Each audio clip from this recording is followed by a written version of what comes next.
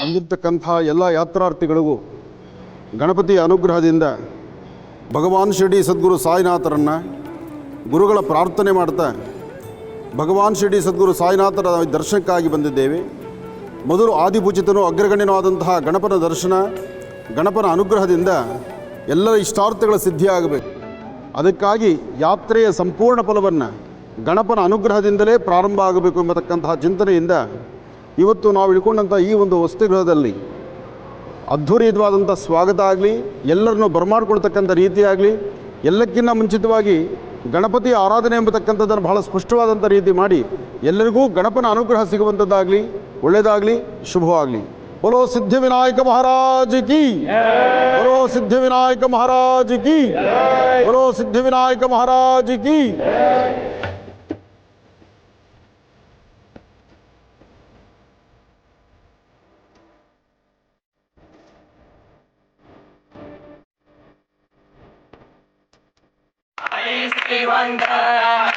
बाबा श्रीवंदन करुणाने बाबा साई बाबा माझे आए, बाबा माझे आए, बाबा माझे आए. श्री सच्चिदानंद गुरु साईनाथ महाराज की.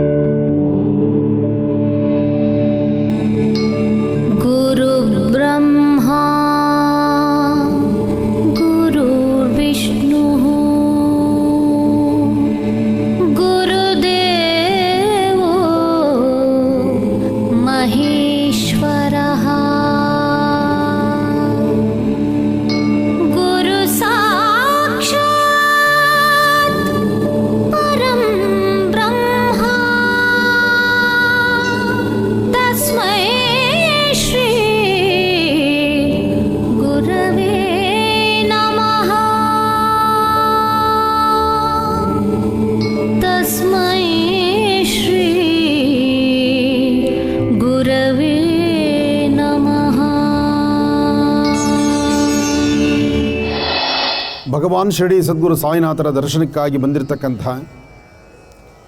ಕರ್ನಾಟಕ ರಾಜ್ಯದಿಂದ ಬಂದಿರತಕ್ಕಂಥ ರಾಜ್ಯ ಮತ್ತು ಪಕ್ಕದ ರಾಜ್ಯಗಳಿಂದಲೂ ಸಹಿತ ಬಂದಿದ್ದೀರಿ. ಬರೀ ಕರ್ನಾಟಕ ಮಾತ್ರ ಅಲ್ಲ, ಪಕ್ಕದ ರಾಜ್ಯಗಳಿಂದಲೂ ಸಹಿತ ಸಾಯಿ ಶುಭ್ ಟೂರ್ನ ಮಾಲೀಕರಾದಂಥ ಅರುಣ್ ಅವರ ಆ ಒಂದು ಪ್ರೀತಿಯ ನುಡಿಮುತ್ತನ್ನು ಆಲಿಸಿ ನಾವು ನಿಮ್ಮೊಂದಿಗೆ ಬಾಬಾರವರ ದರ್ಶನಕ್ಕೆ ಬರ್ತೀವಿ ಅಂತ ಹೇಳಿ ಈ ಒಂದು ಮಹಾ ಸಂಕಲ್ಪವನ್ನು ಮಾಡಲಿಕ್ಕಾಗಿ ತಾವೆಲ್ಲರೂ ಸಹಿತ ಬಂದಿದ್ದೀರಿ. ಬಾಬಾರವರ ದರ್ಶನ, ಬಾಬಾರವರ ಅನುಗ್ರಹ, ಬಾಬಾರವರ ದರ್ಶನ ಮಾತ್ರದಲ್ಲೇ ಮನುಷ್ಯನ ಜನ್ಮದಾರಭ್ಯ ಇರತಕ್ಕಂಥ ಕರ್ಮಫಲ ದೂರ ಅಂತ ಹೇಳ್ತಾರೆ. ಕಲಿಯುಗದಲ್ಲಿ ಪ್ರತ್ಯಕ್ಷ ದೈವ ಯಾವುದಾದ್ರು ಒಂದು ಗ್ರಹ ಅಂತ ಅಥವಾ ಒಂದು ದೇವರು ಅಂತಲೋ ಅಥವಾ ಒಂದು ದೈವ ಅಂತಲೋ ಅಥವಾ ಒಂದು ಗುರು ಅಂತಲೋ ನೋಡೋದಾದರೆ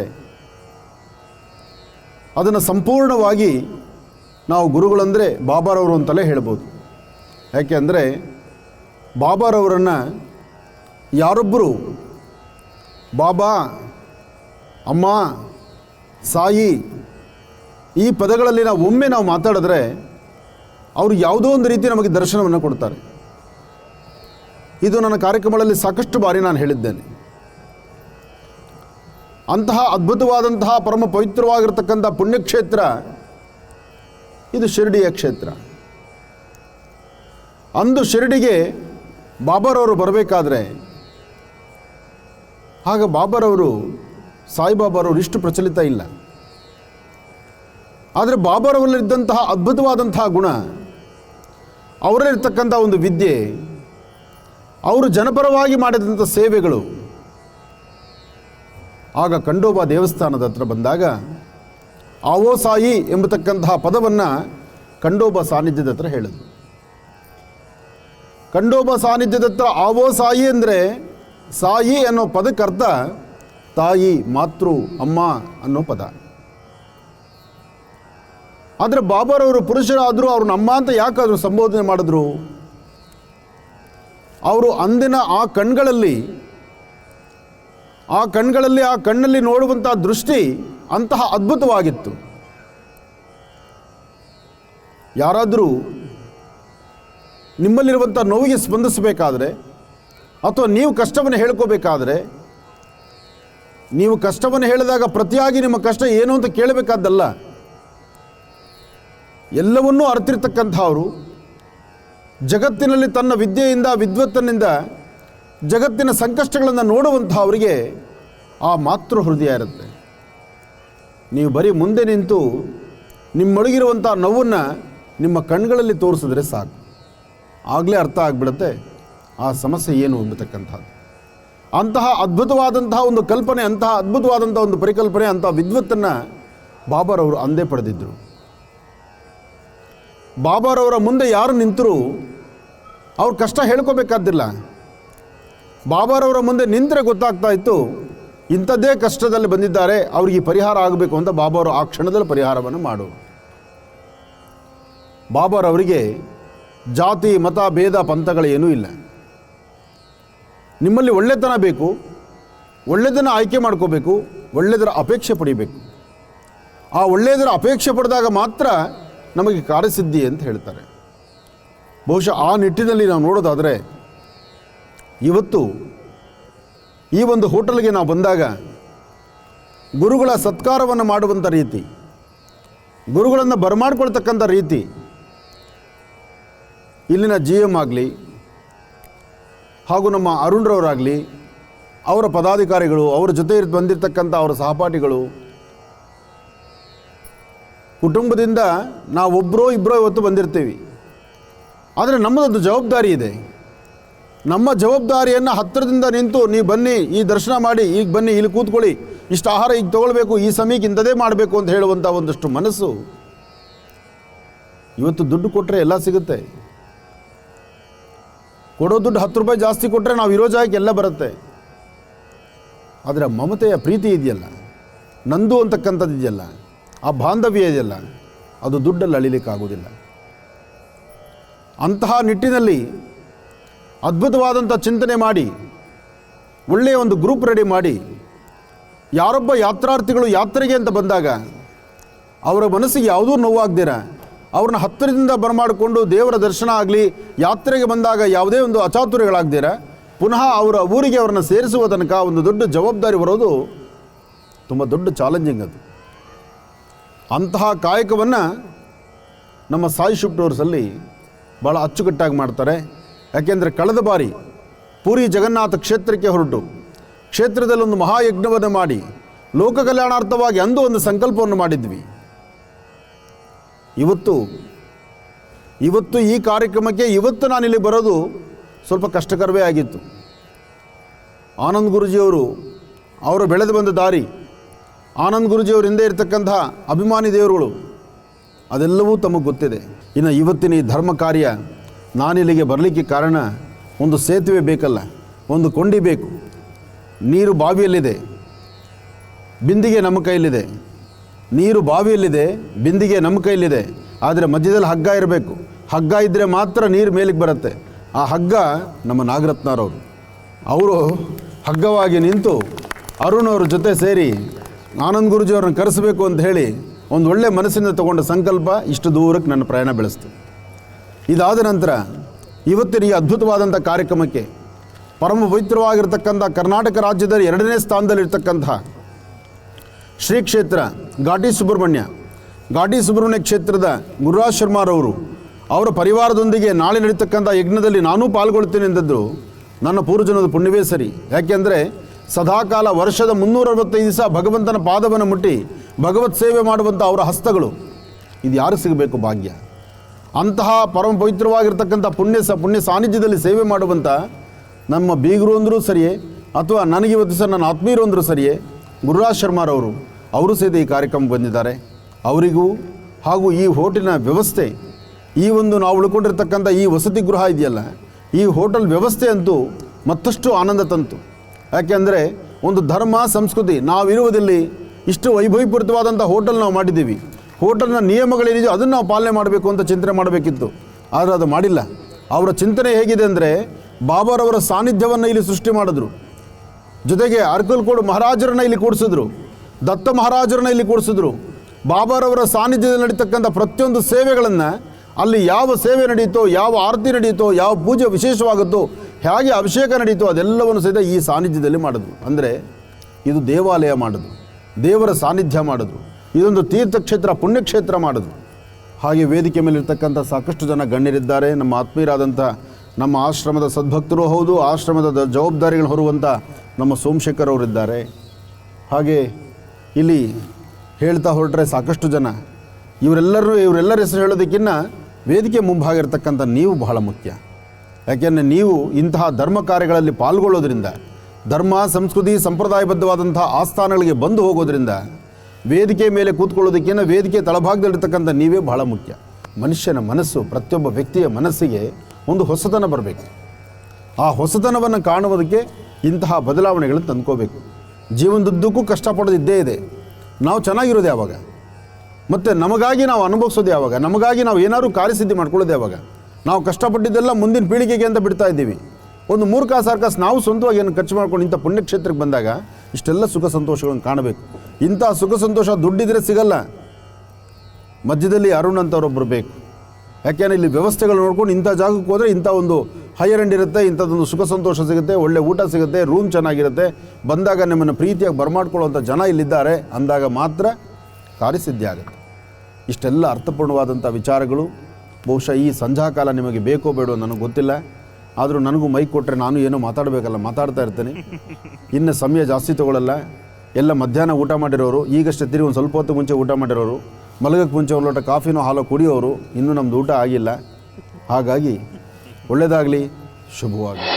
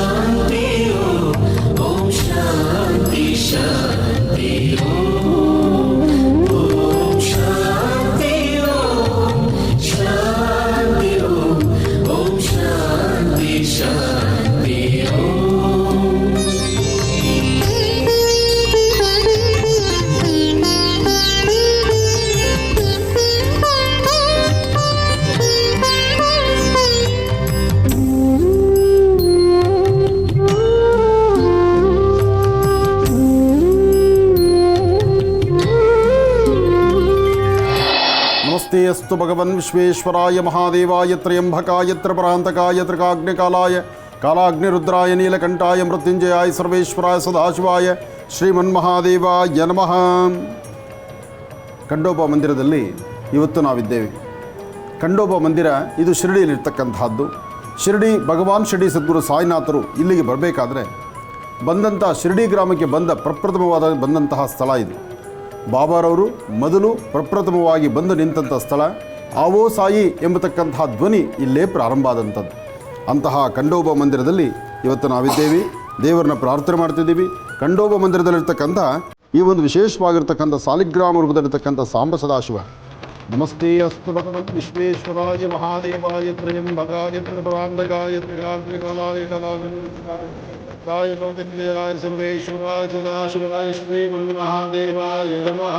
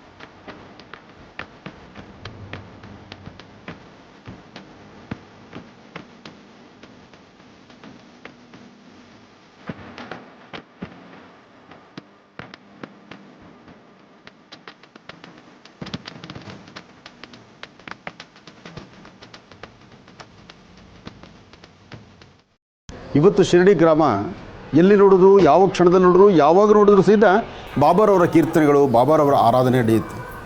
ಆದರೆ ಅಂದು ಬಾಬಾ ಶಿರಡಿಗೆ ಬಂದಾಗ ಮೊದಲು ಬಾಬಾ ಬಂದು ನಿಂತಂಥದ್ದು ಮಾನ್ಸಾಪತಿಯ ಈ ಸಾನ್ನಿಧ್ಯ, ಅಂದರೆ ಖಂಡೋಬಾ ಸಾನ್ನಿಧ್ಯ.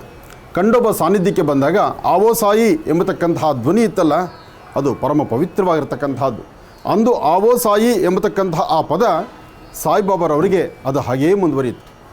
ಹಾಗೆ ಶಿರಡಿಗೆ ಬಂದಂಥ ಬಾಬಾರವರನ್ನು ಆವೋ ಸಾಯಿ ಎಂಬತಕ್ಕಂತಹ ಆ ಪದದಿಂದ ಇಲ್ಲಿ ಕರೆದಂಥದ್ದು ಮಾನ್ಸಾಪತಿಯವರು. ಮಾನ್ಸಾಪತಿಯವರು ಇರ್ತಕ್ಕಂಥ ಸಾನ್ನಿಧ್ಯ, ಅವರು ನೆಲೆ ನಿಂತಂಥ ಸಾನ್ನಿಧ್ಯ. ಅಂದು ಮಾನಸಾಪತಿಯವರು ಬಾಬಾರೊಟ್ಟಿಗೆ ಇದ್ದು ಬಾಬಾರವರ ಸಂಪೂರ್ಣವಾದಂತಹ ಅವರ ಒಂದು ಜೀವನ ಚರಿತ್ರೆಯಲ್ಲಿ ಪ್ರತಿನಿತ್ಯ ಹಾಕುವಂಥ ಪ್ರತಿ ಹೆಜ್ಜೆಯಲ್ಲೂ ಜೊತೆಯಲ್ಲಿದ್ದಂಥ ಅವರು ಮಾನ್ಸಾಪತಿಯವರು. ಮಾನ್ಸಾಪತಿಯವರ ಅವರ ಪರಿವಾರ, ಅವರ ವಂಶಕರು ಇವತ್ತಿಗೂ ಸಹಿತ ಇಲ್ಲಿದ್ದಾರೆ. ಹಾಗೆ ನಿತ್ಯ ನಿರಂತರವಾಗಿ ಸೇವೆ ಸಲ್ಲಿಸಿರ್ತಕ್ಕಂಥದ್ದು ಇವರು ಸಹಿತ ಬಾಬಾರವರ ಸಾನ್ನಿಧ್ಯದಲ್ಲಿ ಆಗಿಂದಾಗಲೇ ಹೋಗಿ ಒಂದಷ್ಟು ಸೇವೆ ಮಾಡೋದಕ್ಕೆ ಒಂದು ಅಧಿಕಾರವನ್ನು ಸಂಪಾದನೆ ಮಾಡಿಕೊಂಡಿದ್ದಾರೆ. ಯಾಕೆಂದರೆ ಹಿಂದೆ ಇವರ ತಾತ ಮುತ್ತಾತನ ಕಾಲದವರು, ಮುತ್ತಾತ 3ನೇ ತಲೆನ 4th 4ನೇ ತಲೆಮಾರು ಮಾನಸಾಪತಿಯವರು. ಈಗ ಇರ್ತಕ್ಕಂಥವ್ರು ಇವರು 4ನೇ ಜನರೇಷನ್ ಇದೆ. ಆದರೂ ಇವ್ರಿಗೂ ಸಹಿತ ಬಾಬಾರವರ ಸಾನ್ನಿಧ್ಯದಲ್ಲಿ ಸೇವೆ ಮಾಡಲಿಕ್ಕೆ ಒಂದು ಅವಕಾಶವೇ ಸರಿ. ಹಾಗೆ ಬಾಬಾರವರ ಪಾದಿಕೆಗಳು ಇಲ್ಲಿ ನಾವು ನೋಡಬಹುದು. ಹಾಗೆ ಮಾನ್ಸಾಪತಿ ಇಲ್ಲಿಗೆ ಬರ್ತಕ್ಕಂಥ ಪ್ರತಿಯೊಬ್ಬ ಯಾತ್ರಿಕರು, ಭಕ್ತರು ಸಹಿತ ಈ ಒಂದು ಖಂಡೋಬಾ ಸಾನ್ನಿಧ್ಯಕ್ಕೆ ಬಂದು, ಮಾನ್ಸಾಪತಿಯವರ ಸಾನ್ನಿಧ್ಯಕ್ಕೆ ಬಂದು ಗುರುಗಳನ್ನು ದರ್ಶನ ಮಾಡತಕ್ಕಂಥದ್ದು ಒಂದು ವಿಶೇಷವೇ ಸರಿ. ಗುರು ಬ್ರಹ್ಮ ಗುರು ವಿಷ್ಣು ಗುರುದೇವೋ ಮಹೇಶ್ವರ ಗುರು ಸಾಕ್ಷಾತ್ ಪರಬ್ರಹ್ಮ ತಸ್ಮೈ ಶ್ರೀ ಗುರುವೇ ನಮಃ.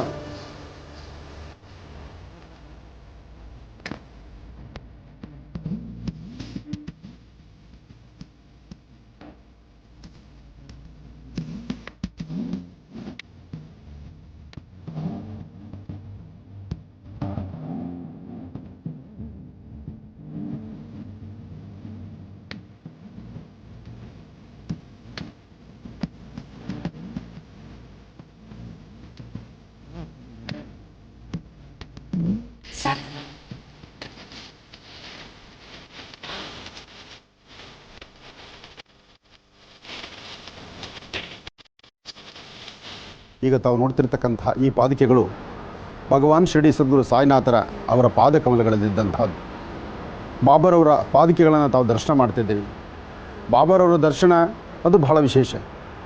ಬಾಬಾರವರು ಉಡ್ತಾ ಇದ್ದಂತಹ ವಸ್ತ್ರಗಳು, ಆ ಉಡುಗೆ ತೊಡುಗೆಗಳನ್ನು ನೋಡಿ ಆನಂದಿಸಬಹುದು. ಹಾಗೆ ಪಾದಿಕೆಗಳ ದರ್ಶನ ಅಂತಕ್ಕಂಥದ್ದು ಹಿಂದೆ ಒಂದು ಸತಿ ನಮ್ಮ ವಾಸ್ತುಗುರಕ್ಕೂ ಇಲ್ಲಿಂದ ಪಾದಿಕೆಗಳು ಬಂದಿತ್ತು ಪೂಜಾನುಷ್ಠಾನಕ್ಕೆ. ಅದೇ ತರಹ ಇವತ್ತು ಅದೃಷ್ಟ ಇಲ್ಲಿರ್ತಕ್ಕಂಥ ಅವರ ಮರಿಮೊಮ್ಮಗ ಅವರ ವಶದಲ್ಲಿದ್ದಂತಹದ್ದು. ಯಾಕೆಂದರೆ ಬಾಬಾರವರಿಗೆ ಭಾಳಷ್ಟು ವಿಶೇಷವಾಗಿರ್ತಕ್ಕಂಥ ಪ್ರೀತಿಯ ಸ್ಥಳ ಅಂದರೆ ಖಂಡೋಬಾ ಮಂದಿರ. ಖಂಡೋಬಾ ಮಂದಿರದಲ್ಲಿ ಇದ್ದಂತಹದ್ದು ಇಲ್ಲಿನ ಮಾನಸಾಪತಿಯವರು. ಮಾನಸಾಪತಿಯ 4ನೇ ಜನರೇಷನ್ ಇರ್ತಕ್ಕಂತಹದ್ದು ಅವ್ರಿಗೂ ಸಹಿತ ಒಂದು ಕೊಡುಗೆಯಾಗಿ ಅಂದು ಬಾಬಾರವರು ಧರಿಸ್ತಾ ಇದ್ದಂತಹ ಈ ಪಾದುಕೆಗಳನ್ನು ಈ ಕುಟುಂಬಕ್ಕೆ ಕೊಟ್ಟಿದ್ದಾರೆ. ಬಾಬಾರವರು ಧರಿಸ್ತಾ ಇದ್ದಂತಹ ಈ ಪಾದುಕೆಗಳನ್ನು ಈ ಕುಟುಂಬಕ್ಕೆ ಕೊಟ್ಟು ಇವತ್ತು ನಿತ್ಯವೂ ಸಹಿತ ಅನುಷ್ಠಾನ ಮಾಡಲಿಕ್ಕಾಗಿ ಈ ಪಾದುಕೆಗಳು ಇಲ್ಲೇ ಇದೆ. ಹಾಗೆ ನಮ್ಮ ಅದೃಷ್ಟ, ನಮ್ಮ ಪೂರ್ವಜನದ ಪುಣ್ಯ, ಇವತ್ತು ನಾವು ಶಿರಡಿಗೆ ಬಂದ್ವಿ, ಬಾಬಾರವರ ದರ್ಶನ ಮಾಡಿದ್ವಿ. ದರ್ಶನ ಆದ ನಂತರ ಬಾಬಾರವರ ವಸ್ತ್ರಗಳನ್ನು ಜೊತೆಗೆ ಬಾಬಾರವರ ಉಡುಗೆ ತೊಡುಗೆಗಳನ್ನು ಕಣ್ತುಂಬಿಸ್ಕೊಂಡ್ವಿ. ಆದರೆ ಪಾದುಕೆಗಳ ದರ್ಶನ ಆಗಿಲ್ವಲ್ಲ ಅಂತ ಮನಸ್ಸಲ್ಲಿ ನೋವಿತ್ತು. ಆದರೆ ಖಂಡೋಬಾ ಮಂದಿರಕ್ಕೆ ಬಂದು ಮಾನಸಾಪತಿಯವರ ಹತ್ರ ಇಲ್ಲಿ ನಿಂತು ಪ್ರಾರ್ಥನೆ ಮಾಡಿದಾಗ ಈ ಪಾದುಕೆಗಳು ಇವತ್ತಿಲ್ಲೇ ಇದೆ ಅಂತ ಗೊತ್ತಾಯಿತು. ಹಾಗಾಗಿ ಈ ಪಾದುಕೆಗಳನ್ನು ತಾವು ದರ್ಶನ ಮಾಡ್ತಿದ್ದೀರಿ. ಇದು ಜನ್ಮದಲ್ಲಿರ್ತಕ್ಕಂಥ ಜನ್ಮದಾರ್ಭ್ಯ ಇರ್ತಕ್ಕಂಥ ಕರ್ಮಫಲ ಎಲ್ಲರಿಗೂ ದೂರ ಆಗಲಿ, ಗುರುವಿನ ಅನುಗ್ರಹ ಸಿಗಲಿ. ಅದರಲ್ಲೂ ಬಾಬಾರವರ ಈ ಪಾದುಕೆಗಳನ್ನು ನೋಡೋದೇ ಒಂದು ಭಾಗ್ಯ. ಬಾಬಾ ಸಾಯಿನಾಥ.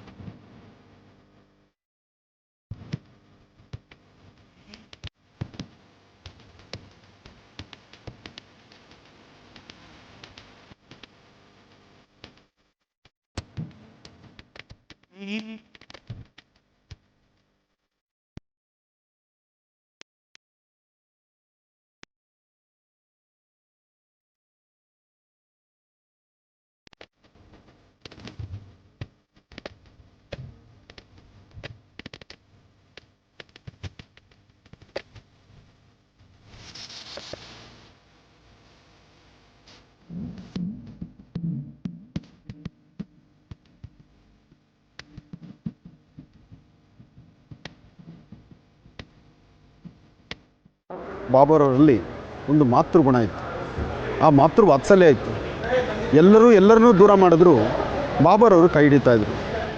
ಅಂತಹದ್ರಲ್ಲಿ ಬಾಬಾರವರು ಪಾದಗಳನ್ನು ತೊಳೆದು ಪಾದದಲ್ಲಿರ್ತಕ್ಕಂತಹ ಆ ಗಾಯವನ್ನು, ಹಾಗೆ ಕುಷ್ಠ ಎಂಬತಕ್ಕಂತಹ ವ್ಯಕ್ತಿಯನ್ನು, ಕುಷ್ಠರೋಗ ಬಂದ ಮೇಲೆ ಯಾರೂ ಹತ್ತಿರ ಸೇರಿಸಲ್ಲ, ಅಂತಹ ವ್ಯಕ್ತಿಯನ್ನು ಕರೆದು ಜೊತೆಗೆ ಮೈಯೆಲ್ಲ ಗಾಯಗಳಾಗಿರ್ತಕ್ಕಂಥವ್ರನ್ನ ಕರೆದು ಶುಶ್ರೂಷ ಮಾಡ್ತಿರ್ತಕ್ಕಂಥದ್ದು. ಅಂದರೆ ಅವರ ವೈದ್ಯವನ್ನು ನಡೆಸಿ ಅವ್ರನ್ನೂ ಸಹಿತ ಒಬ್ಬ ಮಾನವೀಯತೆಯಿಂದ, ಮನುಷ್ಯತ್ವದಿಂದ ಅವ್ರನ್ನೂ ಸಹಿತ ಗುಣಪಡಿಸುವಂಥ ಕಾಯಕದಲ್ಲಿ ಬಾಬಾರನ್ನು ನೋಡ್ತಾ ಇದ್ದೀವಿ ನಾವು.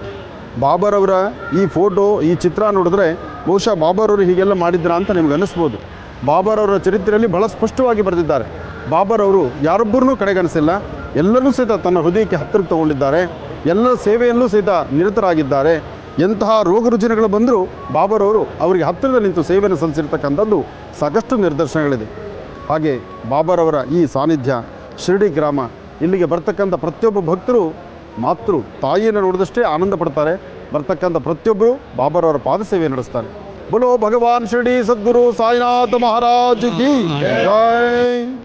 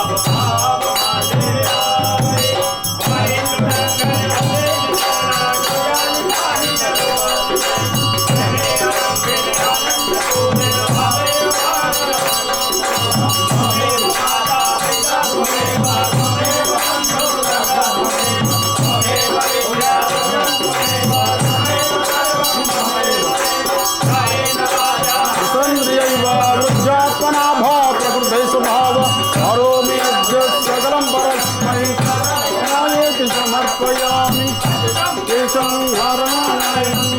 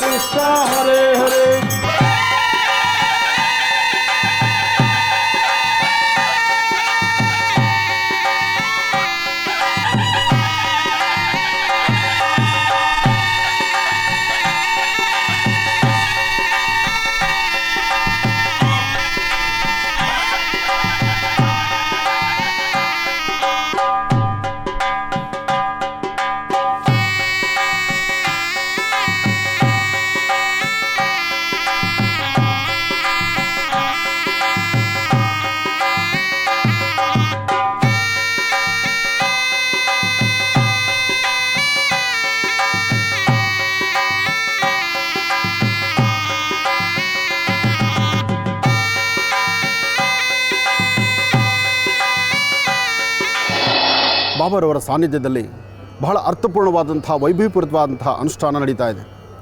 ಈ ಅನುಷ್ಠಾನ ಆದರೂ ಶಾಸ್ತ್ರಬದ್ಧವಾಗಿ ಪೌರ್ಣಮಿಯಂದು ಶುಭ ಸಂಧ್ಯಾಕಾಲ ಚಂದ್ರ ಈಗಲೋ ಆಗಲೋ ಆಗಮಿಸ್ತಾನೆ. ಚಂದ್ರ ತಂಪನ್ನು ಕೊಡ್ತಾನೆ. 27 ನಕ್ಷತ್ರ 12 ರಾಶಿಗಳಿಗೆ ಸಂಬಂಧಪಟ್ಟ ಹಾಗೆ ಭಾಳ ವಿಶೇಷವಾಗಿರ್ತಕ್ಕಂತಹ ಆರಾಧನೆ ಇವತ್ತಿಲ್ಲಿ ನಡೀತಾ ಇದೆ. ಇಂತಹ ವೈಭವೀಪೂರಿತವಾದಂಥ ಅನುಷ್ಠಾನಕ್ಕೆ ಆಗಮಿಸಿರ್ತಕ್ಕಂಥ ರಾಜ್ಯದಿಂದ ಬಂದಿರತಕ್ಕಂಥ ಸಾಕಷ್ಟು ಜನ ಭಕ್ತರು ಆಗಮಿಸಿದ್ದಾರೆ. ಎಲ್ಲ ಭಕ್ತರ ಸಮ್ಮುಖದಲ್ಲಿ ಸತ್ಯನಾರಾಯಣ ಸ್ವಾಮಿ ಪೂಜೆ ನಡೀತಾ ಇದೆ. ಭಗವಾನ್ ಶಿರಡಿ ಸದ್ಗುರು ಸಾಯಿನಾಥರ ಮೂಲ ಸಾನ್ನಿಧ್ಯದಲ್ಲಿ ಏನೆಲ್ಲ ಪೂಜಾ ವೈಶಿಷ್ಟ್ಯತೆಗಳು ನಡೀತೋ ಅಷ್ಟೂ ವಿಶೇಷವಾದಂಥ ಪೂಜಾನುಷ್ಠಾನ ಈ ಸಾನ್ನಿಧ್ಯದಲ್ಲಿ ನಡೆಯುತ್ತೆ. ಇದು ಪ್ರಸ್ತುತ ಒಂದು ಪ್ರೈವೇಟ್ ಆಗಿರ್ತಕ್ಕಂಥದ್ದೋ ಅಥವಾ ಇನ್ನೊಂದು ನಾವೊಂದು ಲಾಡ್ಜೋ ಅಥವಾ ಒಂದು ವಸತಿ ಗೃಹವೋ ಅದು ಹೇಗಿದೆ ಅಂತಕ್ಕಂಥದ್ದನ್ನು ತಾವಿಲ್ಲಿ ಬಂದು ನೋಡಿದಾಗಷ್ಟೇ ಗೊತ್ತಾಗುತ್ತೆ. ಸಾಕಷ್ಟು ವಸತಿ ಗೃಹಗಳಲ್ಲಿ ವಾಸ್ತವ್ಯವನ್ನು ಹುಡ್ತೀವಿ. ಆದರೆ ಇಲ್ಲಿರ್ತಕ್ಕಂಥ ವಸತಿ ಗೃಹ ಇದೆಯಲ್ಲ, ಇದು ನಿಜಕ್ಕೂ ವಸತಿ ಗೃಹವೋ ಅಥವಾ ಸ್ವಗೃಹವೋ ಅಥವಾ ದೇವರ ಸಾನ್ನಿಧ್ಯದಲ್ಲಿರ್ತಕ್ಕಂಥ ದೇವಸ್ಥಾನದ ಅರಮನೆಯೋ ಅದು ನನಗೆ ಗೊತ್ತಿಲ್ಲ. ಆದರೆ ದೇವರ ಸಾನ್ನಿಧ್ಯದಲ್ಲಿರ್ತಕ್ಕಂಥ ಪೂಜಾ ವೈಖರಿಗಳು ಮತ್ತು ಅಲ್ಲಿಡ್ತಕ್ಕಂಥ ಅಭಿಷೇಕ ಪೂಜೆ, ಅಲ್ಲಿ ಪೂಜೆ ಮಾಡ್ತಕ್ಕಂಥ ಸಂಸ್ಥಾನದ ಅರ್ಚಕರು ಸಹಿತ ಇಲ್ಲಿದ್ದಾರೆ. ಇಷ್ಟೆಲ್ಲ ವಿಶೇಷವಾಗಿರ್ತಕ್ಕಂಥ ಈ ಸಾನ್ನಿಧ್ಯ, ನವಗ್ರಹ ಆರಾಧನೆ, ಸತ್ಯನಾರಾಯಣ ಸ್ವಾಮಿ ಪೂಜೆ, ಮಹಾಯಜ್ಞ, ಜೊತೆಗೆ ವಿಶೇಷವಾಗಿ ದ್ವಾರಕಾಮೈಯಲ್ಲಿ ಬಾಬಾರವರು ಹೇಗೆ ಕೂತಿದ್ದಾರೋ, ಹೇಗೆ ಬರ್ತಕ್ಕಂಥ ಭಕ್ತರನ್ನು ಹರಿಸ್ತಾ ಇದ್ದಾರೋ, ಅವರು ಹರಿಸಿ ಆಶೀರ್ವಾದ ಮಾಡ್ತಕ್ಕಂಥ ಈ ಒಂದು ಪರಮ ಪವಿತ್ರವಾಗಿರ್ತಕ್ಕಂಥ ಚೈತನ್ಯ ಅನುಗ್ರಹ ಎಲ್ಲರಿಗೂ ಸಿಗುವಂಥದ್ದಾಗಬೇಕು. ಕಾರ್ಯಕ್ರಮವನ್ನು ವೀಕ್ಷಣೆ ಮಾಡ್ತಿರ್ತಕ್ಕಂಥ ತಮ್ಮೆಲ್ಲರಿಗೂ ಭಗವಂತನಾದಂತಹ ಭಗವಾನ್ ಶಿರಡಿ ಸದ್ಗುರು ಸಾಯಿನಾಥರ ಸಂಪೂರ್ಣ ಅನುಗ್ರಹ ಉಂಟಾಗಲಿ, ಶುಭವಾಗಲಿ. ಬನ್ನಿ.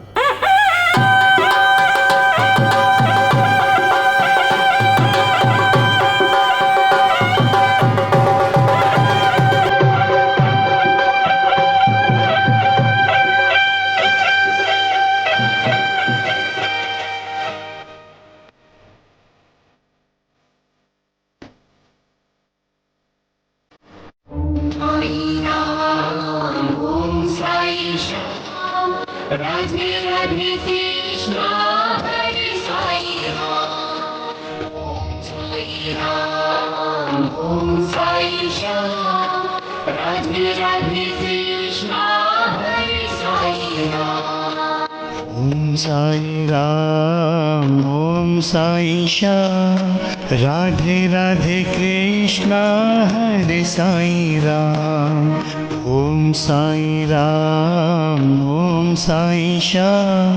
राधे राधे कृष्णा हरे साई राम, ओम साई राम, ओम साई श्याम। राधे राधे कृष्णा हरे साई राम, ओम साई राम, ओम साई श्याम। राधे राधे कृष्णा हरे साई राम, ओम साई राम, ओम साई श्याम। राधे राधे कृष्णा हरे साई राम, ओम साई राम, ओम साई श्याम। राधे राधे कृष्णा हरे साई राम। वास करे तो चारों ही धाम, पतित पावन है तेरो नाम। ओम साई राम, ओम साई श्याम। राधे राधे कृष्णा हरे साई राम, ओम साई राम, ओम साई साई श्याम राधे राधे कृष्णा हरे साई राम।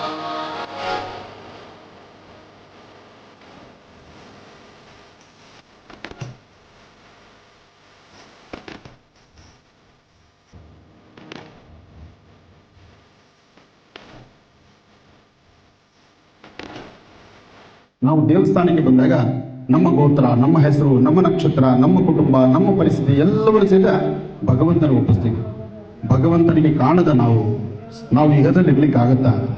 ಎಲ್ಲವೂ ಅವನು ಗೊತ್ತಿದೆ. ನಾವು ದೇವರ ಸಾನ್ನಿಧ್ಯದಲ್ಲಿ ದೇವರ ಮುಂದೆ ಬಂದು ನಿಂತ್ಕೊಂಡಾಗ ನಮ್ಮಲ್ಲಿ ಅಹಂಕಾರ ಅಂತಕ್ಕಂಥದ್ದು ಹೋದರೆ, ನಮ್ಮಲ್ಲಿರುವ ದುರಹಂಕಾರವನ್ನು ದೂರ ಮಾಡಿಕೊಂಡ್ರೆ ನಾವು ಭಗವಂತನಿಗೆ ಈಜ ಕಣ್ಣು ಕಾಣ್ತೀವಿ. ಆತನ ಮುಂದೆ ಬಂದು ನಾವು ಚರಿತ್ರೆ ಒಪ್ಪಿಸ್ಬೇಕಾದ್ದಿಲ್ಲ. ನನ್ನ ಗೋತ್ರ ಇದು, ನನ್ನ ನಕ್ಷತ್ರ ಇದು, ನನ್ನ ಹೆಸರಿದು ನಾನು ಹೇಳಬೇಕಾದ್ದಿಲ್ಲ. ಯಾಕೆಂದರೆ ನನ್ನ ಜನನ ಕಾರಣನೇ ಅವರಾಗಿರ್ತಾನೆ. ಹಾಗಿರಬೇಕಾದ್ರೆ ನಾವು ಹಾಕುವ ಹೆಜ್ಜೆನಲ್ಲಿ ಒಂದು ಯಶಸ್ಸಿರಬೇಕು, ಒಂದು ತೃಪ್ತಿಕರವಾದಂಥ ಬದುಕಿರಬೇಕು. ಆ ಬದುಕು ಕಟ್ಟಿಕೊಳ್ಬೇಕಾದ್ರೆ ನಮ್ಮ ಮಾರ್ಗ ಧರ್ಮ ಮಾರ್ಗದಲ್ಲಿರಬೇಕು. ಬರೀ ನಾವಷ್ಟೇ ಧರ್ಮ ಮಾರ್ಗದಲ್ಲಿ ಸಾಲದು, ನಮಗೆ ಜನಿಸುವಂತಹ ಮಕ್ಕಳಿದ್ದಾರಲ್ಲ, ಆ ಮಕ್ಕಳನ್ನು ಧರ್ಮ ಮಾರ್ಗದಲ್ಲಿ ಕರ್ಕೊಂಡ್ಬರ್ಬೇಕು. ನಾನು ದುಡಿದಿದ್ದೆಲ್ಲ ನಾನು, ನನ್ನ ಹೆಂಡತಿ ಮಕ್ಕಳು, ನನ್ನ ಪರಿಸರಕ್ಕೆ ಮಾತ್ರ ಅಲ್ಲ. ಈ ಸುಂದರವಾದಂಥ ಪರಿಸರದಲ್ಲಿ ಕಂಡು ಕಾಣದಂಥ ಎಷ್ಟೋ ಇದೆ. ಜೊತೆಗೆ ಎಷ್ಟೋ ಗಿಡಮರಗಳಿಗಾಗಲಿ, ಪಕ್ಷಿಗಳಿಗಾಗಲಿ, ಪ್ರಾಣಿಗಳಿಗಾಗಲಿ, ಉಸಿರಾಟ ಇರ್ತಕ್ಕಂಥ ಪ್ರತಿಯೊಂದು ಜೀವರಾಶಿಗೂ ದೊಡ್ಡವರು ಮಾತು ಹೇಳ್ತಾರೆ. ಹಿರಿಯರು ಹೇಳುವಂಥ ಮಾತು, ಯಾರಿಗೆ ಅನ್ನ ಯಾವ ಕೊಡ್ತಿದ್ರು ಶಿವ ಒಬ್ಬ ಇದ್ದಾನೆ, ಎಲ್ಲವನ್ನೂ ಕೊಡ್ತಾನೆ ಅಂತ. ಆ ಶಿವನೇ ಕೊಡಬೇಕು ಅನ್ನವನ್ನು ನಾವು ನೀವು ಕೊಡ್ಲಿಕ್ಕೆ ಆಗುವುದಿಲ್ಲ. ಆದರೆ ಕೊಡುವ ಮನಸ್ಸು ಅವನಿಗೆ ಕೊಟ್ಟಾಗ ನಾನು ಯಥೇಚ್ಛವಾದ ದಾನ ಧರ್ಮ ಮಾಡಬಹುದು. ಆದರೆ ಅದನ್ನು ಮೀರಿರ್ತಕ್ಕಂಥದ್ದು ಇನ್ನೊಂದು ಕಾಯಕ ಇದೆ. ಏನಪ್ಪ ಅಂದರೆ, ನಾವು ಅನ್ನ ತಿನ್ನುವಾಗ ಒಂದಷ್ಟು ಪ್ರಾಣಿ ಪಕ್ಷಿಗಳನ್ನು ನೆನೆಸಿ ಅಲ್ಲಿಡುವಂಥದ್ದು ಇದೆಯಲ್ಲ, ಜೊತೆಗೆ ಒಂದಷ್ಟು ಗಿಡಮರಗಳಿಗೆ ನೀರು ಉಳಿಸೋದಿದೆಯಲ್ಲ, ಒಂದಷ್ಟು ಜಲಚರಗಳಿಗೆ ಬೇಕಾದ ಆಹಾರವನ್ನು ಹಾಕೋದಿದೆಯಲ್ಲ, ಇದು ನಮ್ಮನ್ನು ನಮ್ಮ ಇಹಪರಗಳಲ್ಲಿರ್ತಕ್ಕಂಥ ಕರ್ಮಫಲವನ್ನು ದೂರ ಮಾಡುತ್ತೆ. ಬಾಬಾರವರು ಬಾಲ್ಯದಲ್ಲಿ ಮೊದಲು ಶಿರಡಿಗೆ ಬಂದಿದ್ದು. ಬಾಲ್ಯದಲ್ಲಿ ಶಿರಡಿಗೆ ಬಂದಿದ್ದು ಆವಾಗ ಫಕೀರ ಅಂತ ಹೇಳ್ತಿದ್ರು. ಸಾಯಿಬಾಬಾ ಆಗಿದ್ದು ಯಾವಾಗ? ಎರಡನೇ ಸತಿ ಶಿರಡಿಗೆ ಬಂದಾಗ. ಮೊದಲು ಫಕೀರನಾಗಿದ್ದಾಗ, ಬಾಲ ಫಕೀರನಾಗಿದ್ದಾಗ, ಇವತ್ತು ದೇವಾಲಯದ ಹಿಂಭಾಗದಲ್ಲಿರ್ತಕ್ಕಂಥ ಆ ಒಂದು ಬೇವಿನ ಮರ ನಾವೇನು ನೋಡ್ತಿದ್ದೀವಲ್ಲ, ಬೇವಿನ ಮರದ ಒಂದು ಎಲೆಯನ್ನು ತಿಂದರೆ ಅದು ಸಿಹಿ ಅಂತ ಹೇಳುವಂಥ ಮನಸ್ಸು ನಮಗಿದೆಯಲ್ಲ, ಎಲ್ಲಿ ಗುರುಸ್ಥಾನ ಅಂತಕ್ಕಂಥದ್ದು ಇದೆಯಲ್ಲ, ಆ ಗುರುಸ್ಥಾನದಲ್ಲಿ ಬಾಬಾರವರು ಮೊದಲು ಬಂದು ಬಾಲ್ಯದಲ್ಲಿ ಅಲ್ಲಿ ಕೂತು ಅಲ್ಲಿ ಅನುಷ್ಠಾನವನ್ನು ಮಾಡಿದ್ರು. ಒಂದಷ್ಟು ದಿನಗಳ ಮಾತ್ರ ಶಿರಡಿಯಲ್ಲಿದ್ದರು. ಅದಾದ ನಂತರ ಅದೃಶ್ಯರಾದರು. ಬಾಬಾ ಬಾಲ್ಯದಲ್ಲಿದ್ದಾಗ ಎಲ್ಲಿ ಹೋದರು, ಏನಾದರೂ ಯಾರಿಗೂ ಮಾಹಿತಿ ಇಲ್ಲ. ಅದಾದ ಮೇಲೆ ಪುನಃ ಒಂದು ವಿಶೇಷವಾದಂತಹ ಒಂದು ಮದುವೆ ದಿಬ್ಬಣದ ಜೊತೆಗೆ, ಮದುವೆ ದಿಬ್ಬಣ ಅಂದರೆ ಏನಪ್ಪ ಅಂದರೆ, ಒಂದು ಮದುವೆ ನಡೆಯಬೇಕಾದ್ರೆ ಊರಿನವ್ರು ಯಾವ ಊರಿನಲ್ಲಿ ಮದುವೆನಾಗಿತ್ತು ಆ ಮದುವೆ ಮಾಡತಕ್ಕಂಥ ಆ ಸಂಬಂಧಿಕರು, ಆ ಕುಲಸ್ಥರು ಎಲ್ಲರೂ ಸೇರಿ ಗ್ರಾಮ ದೇವತೆಗೆ ಬಂದು ನಮಸ್ಕಾರ ಮಾಡ್ತಾರೆ. ಅದು ಪದ್ಧತಿ. ಇವಾಗ ನಾವು ವಧುವರನ್ನು ಕರ್ಕೊಂಡು ದೇವಸ್ಥಾನಕ್ಕೆ ಹೋಗಿ ಅನಂತರ ಛತ್ರಕ್ಕೆ ಹೋಗ್ತೀವಲ್ವ, ಹಾಗೆ ಅಂದಿನ ಪದ್ಧತಿ ಅದು. ಆ ಪದ್ಧತಿ ಮಾಡುವಾಗ ಆಗ ಆ ಮದುವೆ ದಿಬ್ಬಣದ ಜೊತೆಗೆ ಬಾಬಾರವರು ಬಂದರು. ಅಷ್ಟು ದೂರ ನಿಂತಿದ್ದರು. ಆ ನಿಂತಿದ್ದಂಥ ಕ್ಷಣ ನೋಡಿ ಅಲ್ಲಿರ್ತಕ್ಕಂಥ ಮಾಂಸಾಪತಿ ಅವ್ರು ಹೇಳಿದ್ರು, ಆವೋ ಸಾಯಿ ಎಂದರು. ಆವೋ ಸಾಯಿ ಎಂದಾಗ ಅವಾಗ ಪ್ರಾರಂಭ ಆದಂಥ ಆ ಸಾಯಿ ಎಂಬತಕ್ಕಂಥ ಪದ ಅಲ್ಲಿ ಶುರುವಾಯಿತು. ಸಾಯಿ ಅಂದರೆ ತಾಯಿ ಅಂತ. ಅಂದರೆ ಮಾಂಸಾಪತಿಗೆ ಬಾಬಾರವ್ರನ್ನ ಫಕೀರನ್ನು ನೋಡಿದಾಗ, ನೀನು ನನಗೆ ತಾಯಿ ಹಂಗೆ ಕಾಣ್ತಾ ಇದೆಯಾ, ಬಾ ಇಲ್ಲಿ ಅಂತ ಕರೆದ್ರು. ಈ ಭಾಷೆಯಲ್ಲಿ ಮಹಾರಾಷ್ಟ್ರ, ಈ ಕಡೆ ಭಾಷೆಯಲ್ಲಿ ಸಾಯಿ ಅಂದರೆ ಸಾಯಿ ಅಂದರೆ ತಾಯಿ ಅಂತ. ಆವೋ ಸಾಯಿ ಅಂದ ತಕ್ಷಣ ಆಗ ಬಾಬಾ ಹತ್ತಿರಕ್ಕೆ ಬಂದರು. ಆಗ ಪುನಃ ಮೊದಲು ಖಂಡೋಬಾ ದೇವರಿಗೆ ನಮಸ್ಕಾರ ಮಾಡಿದ್ರು. ಖಂಡೋಬ ಶಿವನ ಅವತಾರವಾಗಿದ್ದು ಶಿವ ಸಾನ್ನಿಧ್ಯದಲ್ಲಿ ಇವತ್ತಿಗೂ ಸಹಿತ ಅಲ್ಲೆರಡು ಪುಟ್ಟ ಶಿವಲಿಂಗಗಳಿದೆ. ಖಂಡೋಬ ದೇವಸ್ಥಾನಕ್ಕೆ ಎಷ್ಟು ಜನ ಹೋಗಿದ್ದೀರಿ? ಅಲ್ಲಿರುವಂಥ ಶಿವಲಿಂಗ ನೋಡಿದ್ದೀರಾ? ಆ ಶಿವಲಿಂಗಕ್ಕೆ ಇವತ್ತು ನಿಮ್ಮ ಕೈಯಾರ ನೀವು ಅಭಿಷೇಕ ಮಾಡ್ಬೋದು. ಅಂತಹ ಖಂಡೋಬ ಸಾನ್ನಿಧ್ಯಕ್ಕೆ ಬಾಬಾರವರು ಬಂದರು. ಅಂತಹ ಖಂಡೋಬಾ ದೇವಸ್ಥಾನದಿಂದ ಪಲ್ಲಕ್ಕಿಯನ್ನು ತಗೊಂಡು ಇವತ್ತಿನ ಭಗವಂತ ನಿಂತಹ ಸಾನ್ನಿಧ್ಯಕ್ಕೆ ಒಂದು ಚಿಕ್ಕದಾದಂಥ ದೇವಾಲಯದ ಆ ಪ್ರಾಂತ್ಯದಲ್ಲಿ ಒಂದು ಪ್ರದಕ್ಷಿಣೆ ಮಾಡಬೇಕು ಎಂಬತಕ್ಕಂಥ ಆಸೆ ಈ ನಿಮ್ಮ ಮಹರ್ಷಿಗಳದು. ಅದಕ್ಕಾಗಿ ಇವತ್ತಿನ ಈ ಕಾರ್ಯಕ್ರಮ ಎಲ್ಲ ಮುಗಿದ ನಂತರ ಬಹಳ ವೇಗವಾಗಿ ನಾವು ಅಲ್ಲಿ ಹೊರಡೋರಿದ್ದೇವೆ. ಅದಕ್ಕೆ ಒಂದಿಷ್ಟು ವ್ಯವಸ್ಥೆ ಮಾಡಲಿಕ್ಕೆ ನಾನು ನಮ್ಮ ಅರುಣ್ ಹೇಳ್ತೀನಿ. ನೀವೆಲ್ಲರೂ ನಮ್ಮೊಂದಿಗೆ ಬಂದರೆ ವಾಕಿಂಗ್ ಆದಂಗೆ ಆಗುತ್ತೆ, ದೇವರ ದರ್ಶನ ಆಗುತ್ತೆ, ಒಂದು ಪುಣ್ಯ ಸಂಪಾದನೆ ಮಾಡ್ದಂಗೆ ಆಗುತ್ತೆ, ಸಂಧ್ಯಾಕಾಲದ ಶಿರಡಿನ ನೋಡ್ದಂಗೆ ಆಗುತ್ತೆ. ಇದೆಲ್ಲವನ್ನೂ ನೋಡೋಣ. ಆದರೆ ವೇಗವಾಗಿ ಮಾಡುವ ಕೆಲಸ ಎಲ್ಲ ಕಡೆ ನಿಮ್ಮ ಪ್ರೆಸೆನ್ಸಿ ಇದೆ. ಎಲ್ಲ ಕೆಲಸಕ್ಕೂ ನೀವು ಭಾಜನರಾಗಿದ್ದೀರಿ. ಇಷ್ಟೆಲ್ಲ ಅದ್ಭುತವಾದಂಥ ಕಾಯಕದಲ್ಲಿ ನೀವೆಲ್ಲರೂ ಬಂದು ಈ ಕಾರ್ಯಕ್ರಮದಲ್ಲಿ ಭಾಗವಹಿಸಿ. ಒಳ್ಳೆಯದಾಗಲಿ, ಶುಭವಾಗಲಿ.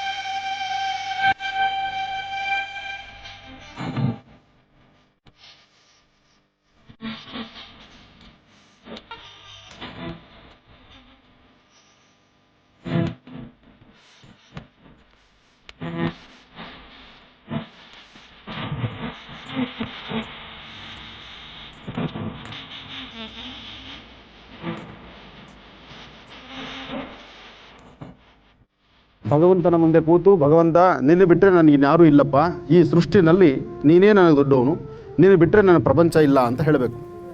ಆ ಹೇಳುವ ಮಾರ್ಗ ಹೇಗಪ್ಪ ಅಂದರೆ, ಹಣೆ ಬರಹವನ್ನು ಬದಲಾಯಿಸೋಕ್ಕೂ ಸಹಿತ ಸಾಧ್ಯವಿಲ್ಲದಿರತಕ್ಕಂಥ ಅವ್ರ ಹತ್ರ ನಾವು ಕೂತ್ಕೊಳ್ಳಿಕ್ಕಾಗಲ್ಲ. ಆದರೆ ಹಣೆ ಬರಹವನ್ನು ಅಥವಾ ಕೈ ಬರಹವನ್ನು ಬದಲಾಯಿಸ್ತಾರೆ ಭಗವಂತ ಅಂದರೆ ಆತನ ಸಾನ್ನಿಧ್ಯದಲ್ಲಿ ನಾವು ಶರಣಾಗೋದ್ರಲ್ಲಿ ತಪ್ಪಿಲ್ಲ. ಒಮ್ಮೆ ನಿಮ್ಮ ಎರಡೂ ಹಸ್ತಗಳನ್ನು ಮೇಲೆತ್ತಿ ಭಗವಂತನಿಗೆ ತೋರಿಸಿ, ಎರಡೂ ಹಸ್ತಗಳನ್ನು ಮೇಲೆತ್ತಿ ತೋರಿಸಿ, ಹರೇ ನಮಃ ಪಾರ್ವತಿ ಪದೇ ಹರ ಹರ ಮಹಾದೇವ. ಎರಡೂ ಕೈ ಮೇಲೆತ್ತಿ ಕ್ಲೀನಾಗಿ ನಿಮ್ಮ ಹಸ್ತಗಳು ಭಗವಂತನಿಗೆ ತೋರಿಸಬೇಕು. ಭಗವಂತ, ನಮ್ಮ ಜನ್ಮದಾರ್ಭ್ಯ ಇರ್ತಕ್ಕಂಥ ಕರ್ಮಫಲ ದೂರ ಆಗಿ ನಮ್ಮ ಹಣೆಯಲ್ಲಿರ್ತಕ್ಕಂಥ ಬರಹ ಅಂತೂ ಬದಲಾಯಿಸ್ಲಿಕ್ಕೆ ಆಗೋದಿಲ್ಲ. ಯಾಕೆಂದರೆ ತಾಯಿ ಗರ್ಭದಿಂದ ಬರಬೇಕಾದ್ರೆ ನಮ್ಮ ಬ್ಯಾಂಕ್ ಬ್ಯಾಲೆನ್ಸು, ಡಿಪಾಸಿಟ್ಸ್ ಎಲ್ಲ ಬಂದುಬಿಟ್ಟಿದೆ. ಇನ್ನು ಅದನ್ನು ಡ್ರಾ ಮಾಡ್ಕೊಳ್ಳೋದಾಗಲಿ, ನಮ್ಮ ಖರ್ಚು ವೆಚ್ಚ ನೋಡೋದಾಗಲಿ, ನಮಗೆ ಬೇಕು ಬೇಡ ತಿಳ್ಕೊಳ್ಳೋದಾಗಲಿ ಎಲ್ಲಿದೆ ಅಂದರೆ, ಅಕಸ್ಮಾತ್ ನಾನು ಮಾಡುವಂತಹ ದಾನ ಧರ್ಮ, ಪೂಜೆ ಪುನಸ್ಕಾರ ಮಾಡುವಂತಹ ಒಂದು ಅನ್ನದಾನ ಆಗಿರಲಿ ಅಥವಾ ಯಾವುದೇ ಬೇಕು ಬೇಡಗಳೆಲ್ಲವನ್ನು ಸಹಿತ ಭಗವಂತನ ಸಾಕ್ಷಾತ್ಕಾರವಾಗಿ ಭಗವತ್ ಸಂಕಲ್ಪದಿಂದ ಮಾತ್ರ ಸಾಧ್ಯ. ಆ ಭಗವಂತ ನೀನು ನನಗೆ ಅನುಗ್ರಹಿಸಬೇಕಪ್ಪ ಅಂತ ಹೇಳಿ ದೇವರನ್ನ ಪ್ರಾರ್ಥನೆ ಮಾಡ್ತಾ ದೇವರಲ್ಲಿ ನಾವು ಮೊರೆ ಹೋಗಬೇಕು. ಆಗ ಶರಣಾಗತರಾಗಬೇಕು. ಆ ಶರಣಾಗತರಾದಾಗ ಮಾತ್ರ ಸಿದ್ಧಿ ಆಗ್ತಕ್ಕಂಥದ್ದು. ಹಾಗಾಗಿ ಇವತ್ತಿನ ದಿವಸ ಮಹಾವಿಷ್ಣು ಸ್ವರೂಪ ಅಂದರೆ ಒಬ್ಬ ಗುರುವಿನಲ್ಲಿ ಬ್ರಹ್ಮ ವಿಷ್ಣು ಮಹೇಶ್ವರರು ತ್ರಿಮೂರ್ತಿಗಳು ಸಹಿತ ಗುರುವಲ್ಲಿ ವಾಸವಾಗಿರ್ತಾರೆ. ಅದಕ್ಕೆ ದೊಡ್ಡವರು ಹೇಳ್ತಾರೆ, ದೇವರು ಮುನಿದ್ರು ಗುರು ಮುನಿಯೋದಿಲ್ಲ. ಯಾಕೆಂದರೆ ಗುರು ಕೈ ಹಿಡಿದು ನಡೆಸ್ತಾನೆ. ದೇವರು ಕೋಪಗೊಂಡು ನಿಮಗೆ ಶಿಕ್ಷೆಯನ್ನು ಕೊಟ್ಟರು ಸಹಿತ ಆ ಶಿಕ್ಷೆಯಿಂದ ಹೇಗೆ ಹೊರಗಡೆ ದಾಟ್ಕೋಬೇಕು ಅಂತಕ್ಕಂಥ ಮಾರ್ಗವನ್ನು ಸೂಚನೆ ಮಾಡುವಂಥದ್ದು ಒಬ್ಬ ಗುರು. ಅಂತಹ ಗುರು ಸಾನ್ನಿಧ್ಯದಲ್ಲಿ ನಮ್ಮ ಎರಡೂ ಹಸ್ತಗಳನ್ನು ಮೇಲೆತ್ತಿ, ಭಗವಂತ ನಾವು ಸಂಪೂರ್ಣವಾಗಿ ಶರಣಾಗಿದ್ದೇವೆ, ನಮ್ಮನ್ನು ರಕ್ಷಣೆ ಮಾಡಪ್ಪ ಅಂತ ಹೇಳಿ ಪ್ರಾರ್ಥನೆ ಮಾಡ್ತಾ ನಿಮ್ಮ ಹಸ್ತಗಳನ್ನು ಹಾಗೆಯೇ ಭೂಮಿ ಮುಟ್ಟಿ ನಮಸ್ಕಾರ ಮಾಡಿಕೊಡಿ. ಗೋವಿಂದ ಗೋವಿಂದ. ಬಾಬರವರ ಸಾನ್ನಿಧ್ಯಕ್ಕೆ ಬಂದು ಅವರ ಕಣ್ಗಳಲ್ಲಿ ಕಣ್ಣಿಟ್ಟು ನೋಡಿದಾಗ ಅವರು ಸಾಕ್ಷಾತ್ ಬಾಬರವರು ನಮ್ಮನ್ನೇ ನೋಡ್ತಾರೆ, ನಮ್ಮ ಕಷ್ಟವನ್ನು ಆಲಿಸ್ತಾರೆ, ನಮ್ಮ ಸಮಸ್ಯೆಗೆ ಒಂದು ಪರಿಹಾರವನ್ನು ಆಗಿಂದಾಗಲೇ ಕರುಣಿಸ್ತಾರೆ. ಅಂತಹದರಲ್ಲಿ ಅಂತಹ ಪರಮ ಪವಿತ್ರವಾಗಿರುವಂಥ ಸಾನ್ನಿಧ್ಯ ಶಿರಡಿಯಲ್ಲೇ ನಾವಿದ್ದೇವೆ. ಇನ್ನು ಶುಭ ಸಂಧ್ಯಾಕಾಲ. ಈಗ ದೇವಾಲಯದಲ್ಲೂ ಆರತಿ ಶುರುವಾಯಿತು. ಸಂಜೆ ಗೋಧೂಳಿ ಲಗ್ನದ ಆರತಿ ಈಗ ಬಾಬರವರ ಸಾನ್ನಿಧ್ಯದಲ್ಲಿ ನಡೀತಾ ಇದೆ. ಅದೇ ಪ್ರಕಾರ ಇಲ್ಲೂ ಸಹಿತ ಆರತಿ ಪ್ರಾರಂಭ ಆಗಿದೆ. ನಾವು ಸಹಿತ ಈ ಒಂದು ಮಹಾಯಜ್ಞದಲ್ಲಿ ಪಾಲ್ಗೊಂಡಿದ್ದೇವೆ. ಬಾಬಾರವರು ಕಣ್ಗಳಿಂದ ಆ ಕಣ್ಗಳನ್ನೇ ಎಲ್ಲರೂ ಸಹಿತ ತದೇಕ ಚಿತ್ತದಿಂದ ನೋಡಿದ್ರೆ ಅವರು ನಮ್ಮನ್ನು ನೋಡಿ, ನೀವು ಅದಕ್ಕಾಗಿ ಬಂದಿದ್ದೀರಿ, ನಿಮ್ಮ ಇಹಪರದಲ್ಲಿರ್ತಕ್ಕಂಥ ಕರ್ಮವಾದರೂ ಏನು, ನಿಮ್ಮ ಕರ್ಮಕ್ಕೆ ಏನು ಫಲ ಕೊಡಬೇಕು, ನೀನು ಮುಂದಾದರೂ ನೀನು ಬದುಕಲ್ಲಿ ಹೇಗೆ ನಡ್ಕೊಳ್ಬೇಕು ಎಂಬತಕ್ಕಂತಹ ಒಂದಷ್ಟು ಧರ್ಮ ಸೂಕ್ಷ್ಮತೆಗಳನ್ನು ಆ ಕಣ್ಗಳು ನಮಗೆ ತಿಳಿಸುತ್ತೆ. ಅಂತಹ ಅದ್ಭುತವಾದಂತಹ ಬಾಬಾರವರ ನೇತ್ರ ಕಣ್ಗಳನ್ನು ನೋಡ್ತಾ ಸತ್ಯನಾರಾಯಣ ಸ್ವಾಮಿ ಪೂಜೆಗೆ ಇವತ್ತು ಯಾರೆಲ್ಲ ಸಂಕಲ್ಪವನ್ನು ಮಾಡಿಸಿದ್ದೀರಿ, ಯಾರೆಲ್ಲ ಇವತ್ತಿನ ಕಾರ್ಯಕ್ರಮವನ್ನು ದರ್ಶನ ಮಾಡ್ತಾ ಇದ್ದೀರಿ, ಸತ್ಯನಾರಾಯಣ ಸ್ವಾಮಿ ಪೂಜಾ ಕೈಂಕರ್ಯದಲ್ಲಿರ್ತಕ್ಕಂಥ ಮೂಲಾರ್ಥ ಕಥಾಶ್ರವಣದಲ್ಲಿರ್ತಕ್ಕಂಥದ್ದು ಸಹಿತ ಎಲ್ಲರೂ ಅರ್ಥಕೋಬೇಕಾದ್ದು, ಅರಿಬೇಕಾದ್ದೇ. ಸತ್ಯನಾರಾಯಣ ಸ್ವಾಮಿಯ ವೃತಕಥೆಯಲ್ಲಿ ಮುಖ್ಯವಾಗಿ ಬರ್ತಕ್ಕಂಥ 5 ಅಧ್ಯಾಯಗಳು. 5 ಅಧ್ಯಾಯಗಳಲ್ಲಿ ಮೊದಲನೇ ಅಧ್ಯಾಯ ಹೇಳುತ್ತೆ, ಸತ್ಯ ಎಂಬತಕ್ಕಂಥದ್ದನ್ನು, ಸತ್ಯದ ನುಡಿಯನ್ನು ಸರಿಯಾದ ರೀತಿ ನುಡಿದು ಧರ್ಮ ಮಾರ್ಗದಲ್ಲಿದ್ದು ನೀವು ಹಾಕುವಂಥ ಪ್ರತಿ ಹೆಜ್ಜೆಯಲ್ಲೂ ಸಹಿತ ಸರಿಯಾದ ಸನ್ಮಾರ್ಗದಲ್ಲಿ ನಡೆದರೆ ನಿನಗೆ ಬೇಕಾದ್ದನ್ನು ನಾನು ಕೊಡ್ತೀನಿ ಅಂತ ಹೇಳುವಂಥ ಮಹಾವಿಷ್ಣುವಿನ ವಾಕ್ಯ. ಇದನ್ನು ನಾರದ ಮಹರ್ಷಿಗಳಿಗೆ ಸೂತ ಪುರಾಣಿಕರು ಸತ್ಯನಾರಾಯಣ ಸ್ವಾಮಿ ವ್ರತದ ಮೊದಲನೇ ಅಧ್ಯಾಯದಲ್ಲಿ ಹೇಳ್ತಾರೆ. ಸತ್ಯನಾರಾಯಣ ಸ್ವಾಮಿ ವ್ರತಕಥೆಯನ್ನು ಒಬ್ಬ ಬ್ರಾಹ್ಮಣೋತ್ತಮ ತನ್ನ ವಾಸ್ತುಗೃಹದಲ್ಲಿ ಮಾಡ್ತಾ ಇರ್ತಾನೆ. ಅಲ್ಲಿಗೆ ಒಬ್ಬ ಕಾಷ್ಟಾಗ್ರಹಿ ಬರ್ತಾನೆ. ಕಾಷ್ಟಾಗ್ರಹಿ ಅಂದರೆ ಸೌದೆ ಹೊರೆಯನ್ನು ತಲೆ ಮೇಲೆ ಹೊತ್ಕೊಂಡು ತನ್ನ ವ್ಯಾಪಾರಕ್ಕಾಗಿ, ತನ್ನ ಜೀವನೋಪಾಯಕ್ಕಾಗಿ ಆ ಒಂದು ರಾಜಬೀದಿಯಲ್ಲಿ ಬರ್ತಾನೆ. ಬರುವಾಗ ಆ ಬ್ರಾಹ್ಮಣೋತ್ತಮನ ಮನೆಯಲ್ಲಿ ನಡೀತಿರ್ತಕ್ಕಂತಹ ವ್ರತ ಕಥೆಯನ್ನು ತಾನು ನೋಡ್ತಾನೆ. ಸತ್ಯನಾರಾಯಣ ಸ್ವಾಮಿಯ ಆ ವ್ರತಾನುಷ್ಠಾನ ನಡೀತಕ್ಕಂಥದ್ದೆಲ್ಲವನ್ನು ಸಹಿತ ತದೇಕ ಚಿತ್ತದಿಂದ ನೋಡಿ ಆಗ ಸ್ವಾಮಿಯ ಮುಂದೆ ಕೂತು ಪೂಜಾನುಷ್ಠಾನ ಎಲ್ಲ ಆದ ನಂತರ ಆ ಬ್ರಾಹ್ಮಣೋತ್ತಮನ್ನ ಕೇಳ್ತಾನೆ, ಅಯ್ಯ ಬ್ರಾಹ್ಮಣೋತ್ತಮರೇ, ನೀನು ಮಾಡ್ತಿರ್ತಕ್ಕಂಥ ವ್ರತವನ್ನಾದರೂ ಯಾವುದು, ಯಾವ ವ್ರತವನ್ನು ಇಷ್ಟು ಶ್ರದ್ಧಾಭಕ್ತಿಯಿಂದ ಮಾಡ್ತಾ ಇದೆಯಾ, ಈ ವ್ರತವನ್ನು ಮಾಡೋದ್ರಿಂದ ಏನು ಫಲ, ಇದು ನಾವು ಮಾಡುವಂತಹ ಅನುಷ್ಠಾನ, ಇದನ್ನು ಇಷ್ಟು ಅದ್ಭುತವಾದಂಥ ಈ ವ್ರತ ಮಾಡ್ತಿದ್ದಿಲ್ಲ, ಜನಸಾಮಾನ್ಯರಾಗಿ ಅಥವಾ ಸಾಮಾನ್ಯನಾಗಿ ನಾನು ಈ ವ್ರತವನ್ನು ಮಾಡ್ಬೋದಾ, ನಾನು ಮಾಡಲಿಕ್ಕೆ ನಾನು ಶಕ್ತನ ಅಂತ ಕೇಳ್ತಾನೆ. ಆಗ ಬ್ರಾಹ್ಮಣ ಹೇಳ್ತಾರೆ, ಅಯ್ಯ ನೀನು ಮಾಡಬೇಕಾಗಿರ್ತಕ್ಕಂಥದ್ದು ಸತ್ಯನಾರಾಯಣ ಸ್ವಾಮಿ ಎಂಬತಕ್ಕಂಥ ನಾಮಾಂಕಿತದಿಂದ ಒಂದು ಕಳಶವನ್ನಿಟ್ಟು ಒಂದು ಮಹಾವಿಷ್ಣುವಿನ ಒಂದು ಭಾವಚಿತ್ರವನ್ನಿಟ್ಟು ಸತ್ಯನಾರಾಯಣ ಸ್ವಾಮಿಯ ವ್ರತಾನುಷ್ಠಾನವನ್ನು ನೀನು ಮಾಡಬೇಕು. ಸತ್ಯನಾರಾಯಣ ಸ್ವಾಮಿಯ ವ್ರತವನ್ನು ಮಾಡುವ ವಿಧಾನದಲ್ಲಿ ಬಹಳ ಸುಲಭನಾದಂಥ ವಿಧಾನ ಇದೆ. ಸತ್ಯದೇವ ಸತ್ಯದೇವ ಸತ್ಯದೇವ ಅಂತ ಹೇಳಿ 54 ಬಾರಿ ಸತ್ಯನಾರಾಯಣ ಸ್ವಾಮಿ ಹೆಸರನ್ನು ನೀನು ಹೇಳಿದ್ದೆ ಆದರೆ ಅದು ನನಗೆ ಅರ್ಚನೆ ಮಾಡ್ದಂಗೆ ಆಗುತ್ತೆ ಅಂತ ಹೇಳಿ ಮಹಾವಿಷ್ಣು ಏನು ಹೇಳಿದ್ದಾನೋ ಹಾಗೆ ಸತ್ಯನಾರಾಯಣ ಸ್ವಾಮಿ ಹೆಸರನ್ನು 54 ಬಾರಿ ಹೇಳಿ ಒಂದಷ್ಟು ಗೋಧಿಯಿಂದ ಒಂದಷ್ಟು ಸಜ್ಜಿಗೆಯನ್ನು ಮಾಡಿ ನಿನ್ನ ಶಕ್ತಿಯಾನುಸಾರ ನಿನ್ನ ಬಂಧು ಮಿತ್ರರನ್ನು ಎಲ್ಲರನ್ನು ಕರೆಸಿ ಮನೆಯಲ್ಲಿ ಒಂದು ಪೂಜಾ ಅನುಷ್ಠಾನವನ್ನು ಮಾಡು. ಪೂಜಾ ಅನುಷ್ಠಾನ ಆದ ನಂತರ ಎಲ್ಲರಿಗೂ ಆ ಪ್ರಸಾದವನ್ನು ಕೊಟ್ಟು ಅವತ್ತು ದೇವರು ನಿನಗೆ ಏನು ಶಕ್ತಿ ಕೊಟ್ಟಿದ್ದಾನೋ ಒಂದಷ್ಟು ಶಕ್ತಿಯಾಗಿರ್ತಕ್ಕಂಥ ಒಂದಷ್ಟು ಪದಾರ್ಥಗಳನ್ನು ಮಾಡಿ ಎಲ್ಲರನ್ನು ಕೂಡಿಸಿ ಸಾಮೂಹಿಕವಾದಂಥ ಒಂದಷ್ಟು ಅನ್ನಪ್ರಸಾದವನ್ನು ಮಾಡಿ 10 ಜನಕ್ಕೆ ಊಟ ಬಡಿಸಿದ್ದೆ ಆದರೆ ಅವತ್ತಿನ ಆ ಫಲವನ್ನು ನೀನು ಸಿದ್ಧಿಪಡಿಸ್ಕೊಳ್ತೀಯಾ ಅಂತ ಹೇಳ್ತಾನೆ. ಈ ಪ್ರಕಾರವಾಗಿ ನನ್ನ ವಾಸ್ತುಗೃಹದಲ್ಲೂ ಸಹಿತ ಸತ್ಯನಾರಾಯಣ ಸ್ವಾಮಿಯ ಈ ವ್ರತಾನುಷ್ಠಾನವನ್ನು ಶ್ರದ್ಧೆಯಿಂದ ನಾನು ಮಾಡಿ ಇವತ್ತೆಲ್ಲರಿಗೂ ಪ್ರಸಾದವನ್ನು ಕೊಟ್ಟಿದ್ದೇನೆ. ನೀನು ಸಹಿತ ಕಾಷ್ಟಾಗ್ರಹಿ ಇವತ್ತು ನೀನು ನನ್ನ ಮುಂದೆ ಬಂದು ಕೂತ್ಕೊಂಡು ಕೇಳ್ತಾ ಇದೆಯಾ, ನಿನಗೂ ಸಹಿತ ಪ್ರಸಾದವನ್ನು ಕೊಡ್ತಾ ಇದ್ದೇನೆ. ಈ ಪ್ರಸಾದವನ್ನು ಸತ್ಯನಾರಾಯಣ ಸ್ವಾಮಿ ಪ್ರಸಾದವನ್ನು ಕಣ್ಣುಗೊತ್ತುಕೊಂಡು ಪ್ರಸಾದ ಊಟ ಮಾಡಿ ಒಂದಷ್ಟು ಪ್ರಸಾದವನ್ನು ನೀನು ನಿನ್ನ ಮಡದಿ ನಿನ್ನ ಕುಟುಂಬಕ್ಕೂ ತೆಗೆದುಕೊಂಡು ಹೋಗಿ ಪ್ರಸಾದವನ್ನು ಕೊಟ್ಟು ಎಲ್ಲರೂ ಸಹಿತ ಭಗವಂತನ ಕೃಪೆಗೆ ಪಾತ್ರರಾಗಿ ಎಂಬತಕ್ಕಂಥಲ್ಲಿ 1ನೇ ಅಧ್ಯಾಯವು ಸಂಪೂರ್ಣವಾಗುತ್ತೆ. 2ನೇ ಅಧ್ಯಾಯದಲ್ಲಿ ಸತ್ಯನಾರಾಯಣ ಸ್ವಾಮಿಯ ವಿಶೇಷವಾಗಿರ್ತಕ್ಕಂಥ ಅನುಷ್ಠಾನ ಹೇಗಿರುತ್ತಪ್ಪ ಅಂದರೆ ಶ್ರದ್ಧೆಯಿಂದ ಭಕ್ತಿಯಿಂದ ಮಾಡುವಂತಹ ಅನುಷ್ಠಾನವನ್ನು ಒಬ್ಬ ವರ್ತಕ ಒಬ್ಬ ವೈಶ್ಯ ದಂಪತಿಗಳಿಗೆ ಸಂತಾನ ಇರುವುದಿಲ್ಲ. ಸಂತಾನ ಇಲ್ಲದಂಥ ಕಾರಣ ಅವರು ಮತ್ತೊಂದು ಕಡೆ ನಡೀತಕ್ಕಂಥ ಸತ್ಯನಾರಾಯಣ ಸ್ವಾಮಿ ಪೂಜೆಗೆ ಆ ಭಾಗಕ್ಕೆ ಬಂದು ಅಲ್ಲೂ ಸಹಿತ ಒಬ್ಬ ಬ್ರಾಹ್ಮಣೋತ್ತಮ ಮತ್ತು ಒಂದಷ್ಟು ಜನ ಋತ್ವಿಜರೆಲ್ಲರೂ ಸೇರಿ ಸತ್ಯದೇವರನ್ನು ವಿಶೇಷವಾದಂಥ ರೀತಿ ಆರಾಧನೆ ಮಾಡ್ತಾ ಇರ್ತಾರೆ. ಆ ಆರಾಧನೆ ಮಾಡುವಂಥ ಸ್ಥಳದಲ್ಲಿ ಬಂದು ಇಷ್ಟು ಅದ್ಭುತವಾದಂಥ ಕಾರ್ಯಕ್ರಮವನ್ನು ಇಷ್ಟು ಪೂಜಾನುಷ್ಠಾನವನ್ನು ಒಂದು ಯಜ್ಞಕ್ಕೆ ಸಮಾನವಾದಂಥದ್ದು ಅರ್ಥ ಮಾಡ್ಕೊಳ್ಳಿ. ಒಂದು ಮಹಾಯಜ್ಞಕ್ಕೆ ಸಂಬಂಧಪಡ್ತಕ್ಕಂಥ ಒಂದು ಯಜ್ಞದ ಸಮಾನವಾಗಿರ್ತಕ್ಕಂಥ ಈ ವ್ರತಾನುಷ್ಠಾನವನ್ನು ತಾವು ಇಷ್ಟು ಶ್ರದ್ಧೆಯಿಂದ ಭಕ್ತಿಯಿಂದ ಮಾಡ್ತಾ ಇದ್ದೀರಲ್ಲ, ಈ ಶ್ರದ್ಧಾಭಕ್ತಿಯಿಂದ ಮಾಡ್ತಿರ್ತಕ್ಕಂಥ ಈ ವ್ರತಾನುಷ್ಠಾನವನ್ನು ಮಾಡೋದ್ರಿಂದ ಇದ್ರ ಫಲ ಏನು ಸಿಗುತ್ತೆ ಅಂತ ಕೇಳ್ತಾನೆ. ಆಗ ಒಂದು ಪುತ್ರ ಸಂತಾನದ ಯೋಗ ಅಂದರೆ ಪುತ್ರ ಸಂತಾನ ಎಂಬತಕ್ಕಂತಹದ್ದು ಸಂತಾನಕ್ಕಾಗಿ ಒಂದು ಯಾಗವನ್ನು ಮಾಡಿದ್ದು ದಶರಥ ಮಹಾರಾಜರು. ಸಂತಾನ ಇಲ್ಲದ ಕಾರಣ ದಶರಥ ಮಹಾರಾಜರು ಒಂದು ಪುತ್ರಕಾಮೇಷ್ಟಿ ಯಾಗವನ್ನು ಮಾಡ್ತಾರೆ. ಅಂತಹ ಒಂದು ಅದ್ಭುತವಾದಂಥ ಪುತ್ರಕಾಮೇಷ್ಟಿ ಯಾಗಕ್ಕೆ ತತ್ ಸಮಾನವಾದಂಥ ಯಾಗ ಅಥವಾ ಯಜ್ಞ ಯಾವುದಾದ್ರು ಒಂದಿದ್ದರೆ ಅದು ಸತ್ಯನಾರಾಯಣ ಸ್ವಾಮಿ ವ್ರತ ಅಂತ ಹೇಳ್ತಾರೆ. ಅಂತಹ ಸತ್ಯನಾರಾಯಣ ಸ್ವಾಮಿ ವ್ರತವನ್ನು ಈಗ ನಾವು ಮಾಡ್ತಾ ಇದ್ದೇವೆ. ನೀವು ಸಹಿತ ಸಂಕಲ್ಪವನ್ನು ಮಾಡಿ ನೀವು ಮಕ್ಕಳಿಲ್ಲ ಎಂಬತಕ್ಕಂಥದ್ದನ್ನು ಹೇಳ್ತಿರೋದ್ರಿಂದ ನೀವು ಸತ್ಯನಾರಾಯಣ ಸ್ವಾಮಿಯ ವಿಶೇಷವಾದಂತಹ ವ್ರತಾನುಷ್ಠಾನವನ್ನು ಮಾಡಿದ್ದೇ ಆದರೆ ಆಗ ನಿಮಗೆ ಸಂತಾನ ಆಗಬಹುದು ಎಂಬತಕ್ಕಂಥ ಮಾತು ಹೇಳ್ತಾರೆ. ಅದನ್ನು ಆಲಿಸಿ ಸತ್ಯನಾರಾಯಣ ಸ್ವಾಮಿಯ ವ್ರತಾನುಷ್ಠಾನವನ್ನು ಶ್ರದ್ಧೆಯಿಂದ ಭಕ್ತಿಯಿಂದ ಆ ವೈಶ್ಯ ದಂಪತಿಗಳು ಮಾಡ್ತಾರೆ. ಸ್ವಲ್ಪ ದಿನದಲ್ಲೇ ಸ್ವಪ್ನದಲ್ಲಿ ಭಗವಂತ ಕಾಣಿಸ್ಕೊಂಡು ಒಂದು ಪುತ್ರಿಕಾ ರತ್ನವನ್ನು ಕೊಡ್ತಾನೆ. ಅಂದರೆ ಒಂದು ಹೆಣ್ಣು ಮಗು ಜನನ ಆಗುತ್ತೆ. ಹೆಣ್ಣು ಮಗು ಜನನ ಆದಮೇಲೆ ಆ ವೈಶ್ಯ ದಂಪತಿಗಳು ಏನು ಮಾಡ್ತಾರೆ, ಮಗು ಹುಟ್ಟಿದ ಮೇಲೆ ಮಗು ನಾಮಕರಣ ಕಾಲದಲ್ಲಿ ಸತ್ಯನಾರಾಯಣ ಸ್ವಾಮಿ ಪೂಜೆ ಮಾಡೋಣ ಅಂತ ಅಂದುಕೊಳ್ತಾರೆ. ನಾಮಕರಣ ಮಾಡ್ತಾರೆ. ಅದಾದ ನಂತರ ಹೀಗೆ ಆಡ್ತಾ ಹೆಣ್ಣು ಮಕ್ಕಳು ಬಹಳ ಬೆಳವಣಿಗೆ ಬೇಗ ಆಗೋಗುತ್ತೆ. ಹಾಗೆ ಬೆಳೆದು ದೊಡ್ಡವಳಾಗ್ತಾಳೆ, ಮದುವೆ ವಯಸ್ಕರಳಾಗಿ ಬರ್ತಾಳೆ. ಆಗಾದರೂ ಸತ್ಯನಾರಾಯಣ ಸ್ವಾಮಿ ಪೂಜೆ ಮಾಡೋಣ ಅಂತ ಸಂಕಲ್ಪ ಮಾಡ್ತಾರಷ್ಟೇ, ಸಂಕಲ್ಪ ಮಾಡೋದಿಲ್ಲ. ಅದಾದಮೇಲೆ ಮಗಳಿಗೆ ಮದುವೆನೂ ಮಾಡಿಬಿಡ್ತಾರೆ. ಮಗಳಿಗೆ ಮದುವೆನೂ ಮಾಡ್ತಾರೆ, ಸತ್ಯನಾರಾಯಣ ಸ್ವಾಮಿ ಪೂಜೆಯನ್ನು ಆಗಲೂ ಮಾಡೋದಿಲ್ಲ, ಮರ್ತು ಹೋಗ್ತಾರೆ. ಆಗ ಭಗವಂತ ಯೋಚನೆ ಮಾಡ್ತಾನೆ, ಪ್ರತಿ ಕಾಲದಲ್ಲೂ ನಿನಗೇನು ಬೇಕೋ ಅದೆಲ್ಲ ನಾನು ಕೊಡ್ತಾ ಇದ್ದೇನೆ, ಆದರೆ ಮನಸ್ಸಲ್ಲಿ ಒಂದು ಸಂಕಲ್ಪ ಅಂತ ಮಾಡಿರ್ತಕ್ಕಂಥದ್ದನ್ನು ನೀನು ಪೂರ್ತಿ ಮಾಡಲಿಲ್ವಲ್ಲ, ನೀನು ಮಾಡಿದಂಥ ಸಂಕಲ್ಪವನ್ನು ನೀನು ಪೂರ್ತಿ ಮಾಡಿದರೆ ನಿನಗೆ ಇನ್ನಷ್ಟು ಫಲಗಳನ್ನು ನಾನು ಕೊಡ್ತೀನಿ, ಆದರೆ ಇದರ ಅನುಭವ ನಿನಗಾಗಬೇಕು. ಇದರ ಅನುಭವ ನಿನಗಾಗಬೇಕು ಅಂತ ಹೇಳಿದಾಗ ಆಗಬೇಕು ಎಂಬತಕ್ಕಂಥದ್ದು ಅಲ್ಲಿಗೆ ನಿಲ್ಲುತ್ತೆ. ಹಾಗೆ ಮದುವೆ ಆದಮೇಲೆ ಅಳಿಯನ್ನು ಜೊತೆ ಮಾಡಿಕೊಂಡು ವ್ಯಾಪಾರಕ್ಕಾಗಿ ಪಕ್ಕದ ರಾಜ್ಯಕ್ಕೆ ಹೊರಡ್ತಾನೆ. ಒಂದಷ್ಟು ದೂರ ಪರಿಕ್ರಮಿಸ್ತಾನೆ. ಆ ರಾಜ್ಯದಲ್ಲಿರ್ತಕ್ಕಂಥ ರಾಜನೂ ಅದ್ರ ಸಹಿತ ಸತ್ಯ ಧರ್ಮ ಸಂಸ್ಕೃತಿ ಇದರಲ್ಲಿ ಹೆಚ್ಚಿನಾದ ರೀತಿ ಶಕ್ತಿಯುತವಾಗಿ ನಡ್ಕೊಳ್ತಾ ಇರ್ತಾನೆ, ಧರ್ಮ ಮಾರ್ಗದಲ್ಲಿರ್ತಾನೆ. ಆ ರಾಜ್ಯದಲ್ಲಿ ರಾಜಬೊಕ್ಕಸಕ್ಕೆ ಕಳ್ಳರು ಆವರಿಸ್ತಾರೆ. ಕಳ್ಳರು ಬಂದು ಒಂದಷ್ಟು ರಾಜಬೊಕ್ಕಸದಲ್ಲಿರ್ತಕ್ಕಂಥ ಒಡವೆಗಳನ್ನು ವಸ್ತುಗಳನ್ನು ಎಲ್ಲರೂ ಸಹಿತ ಕಳ್ತನ ಮಾಡ್ತಾರೆ. ಕಳ್ತನ ಮಾಡಿಕೊಂಡು ಇಲ್ಲಿ ಅಳಿಯ ಮತ್ತು ಮಾವ ಈ ದಡದಲ್ಲಿ, ಸಮುದ್ರ ದಡದಲ್ಲಿ ಒಂದಷ್ಟು ವಿಶ್ರಾಂತಿಗಾಗಿ ಒಂದು ಸ್ಥಳದಲ್ಲಿ ಕೂತ್ಕೊಂಡಿರ್ತಾರೆ. ಎಲ್ಲಿ ವಿಶ್ರಾಂತಿ ತೆಗೆದುಕೊಳ್ಳೋಕ್ಕಾಗಿ ಮಾವ ಮತ್ತು ಅಳಿಯ ಒಂದು ಕಡೆ ಕೂತಿರ್ತಾರೋ ಆ ಸ್ಥಳಕ್ಕೆ ಆ ಕಳ್ಳರು ಏನು ಮಾಡ್ತಾರೆ, ಅವರು ಕಳ್ತನ ಮಾಡ್ಕೊಂಡು ಬಂದಿರತಕ್ಕಂಥ ಎಲ್ಲ ಪದಾರ್ಥಗಳನ್ನು ಅಲ್ಲೇ ಕೂತ್ಕೊಂಡು ಭಾಗ ಮಾಡ್ಕೊಳ್ತಾ ಇರ್ತಾರೆ.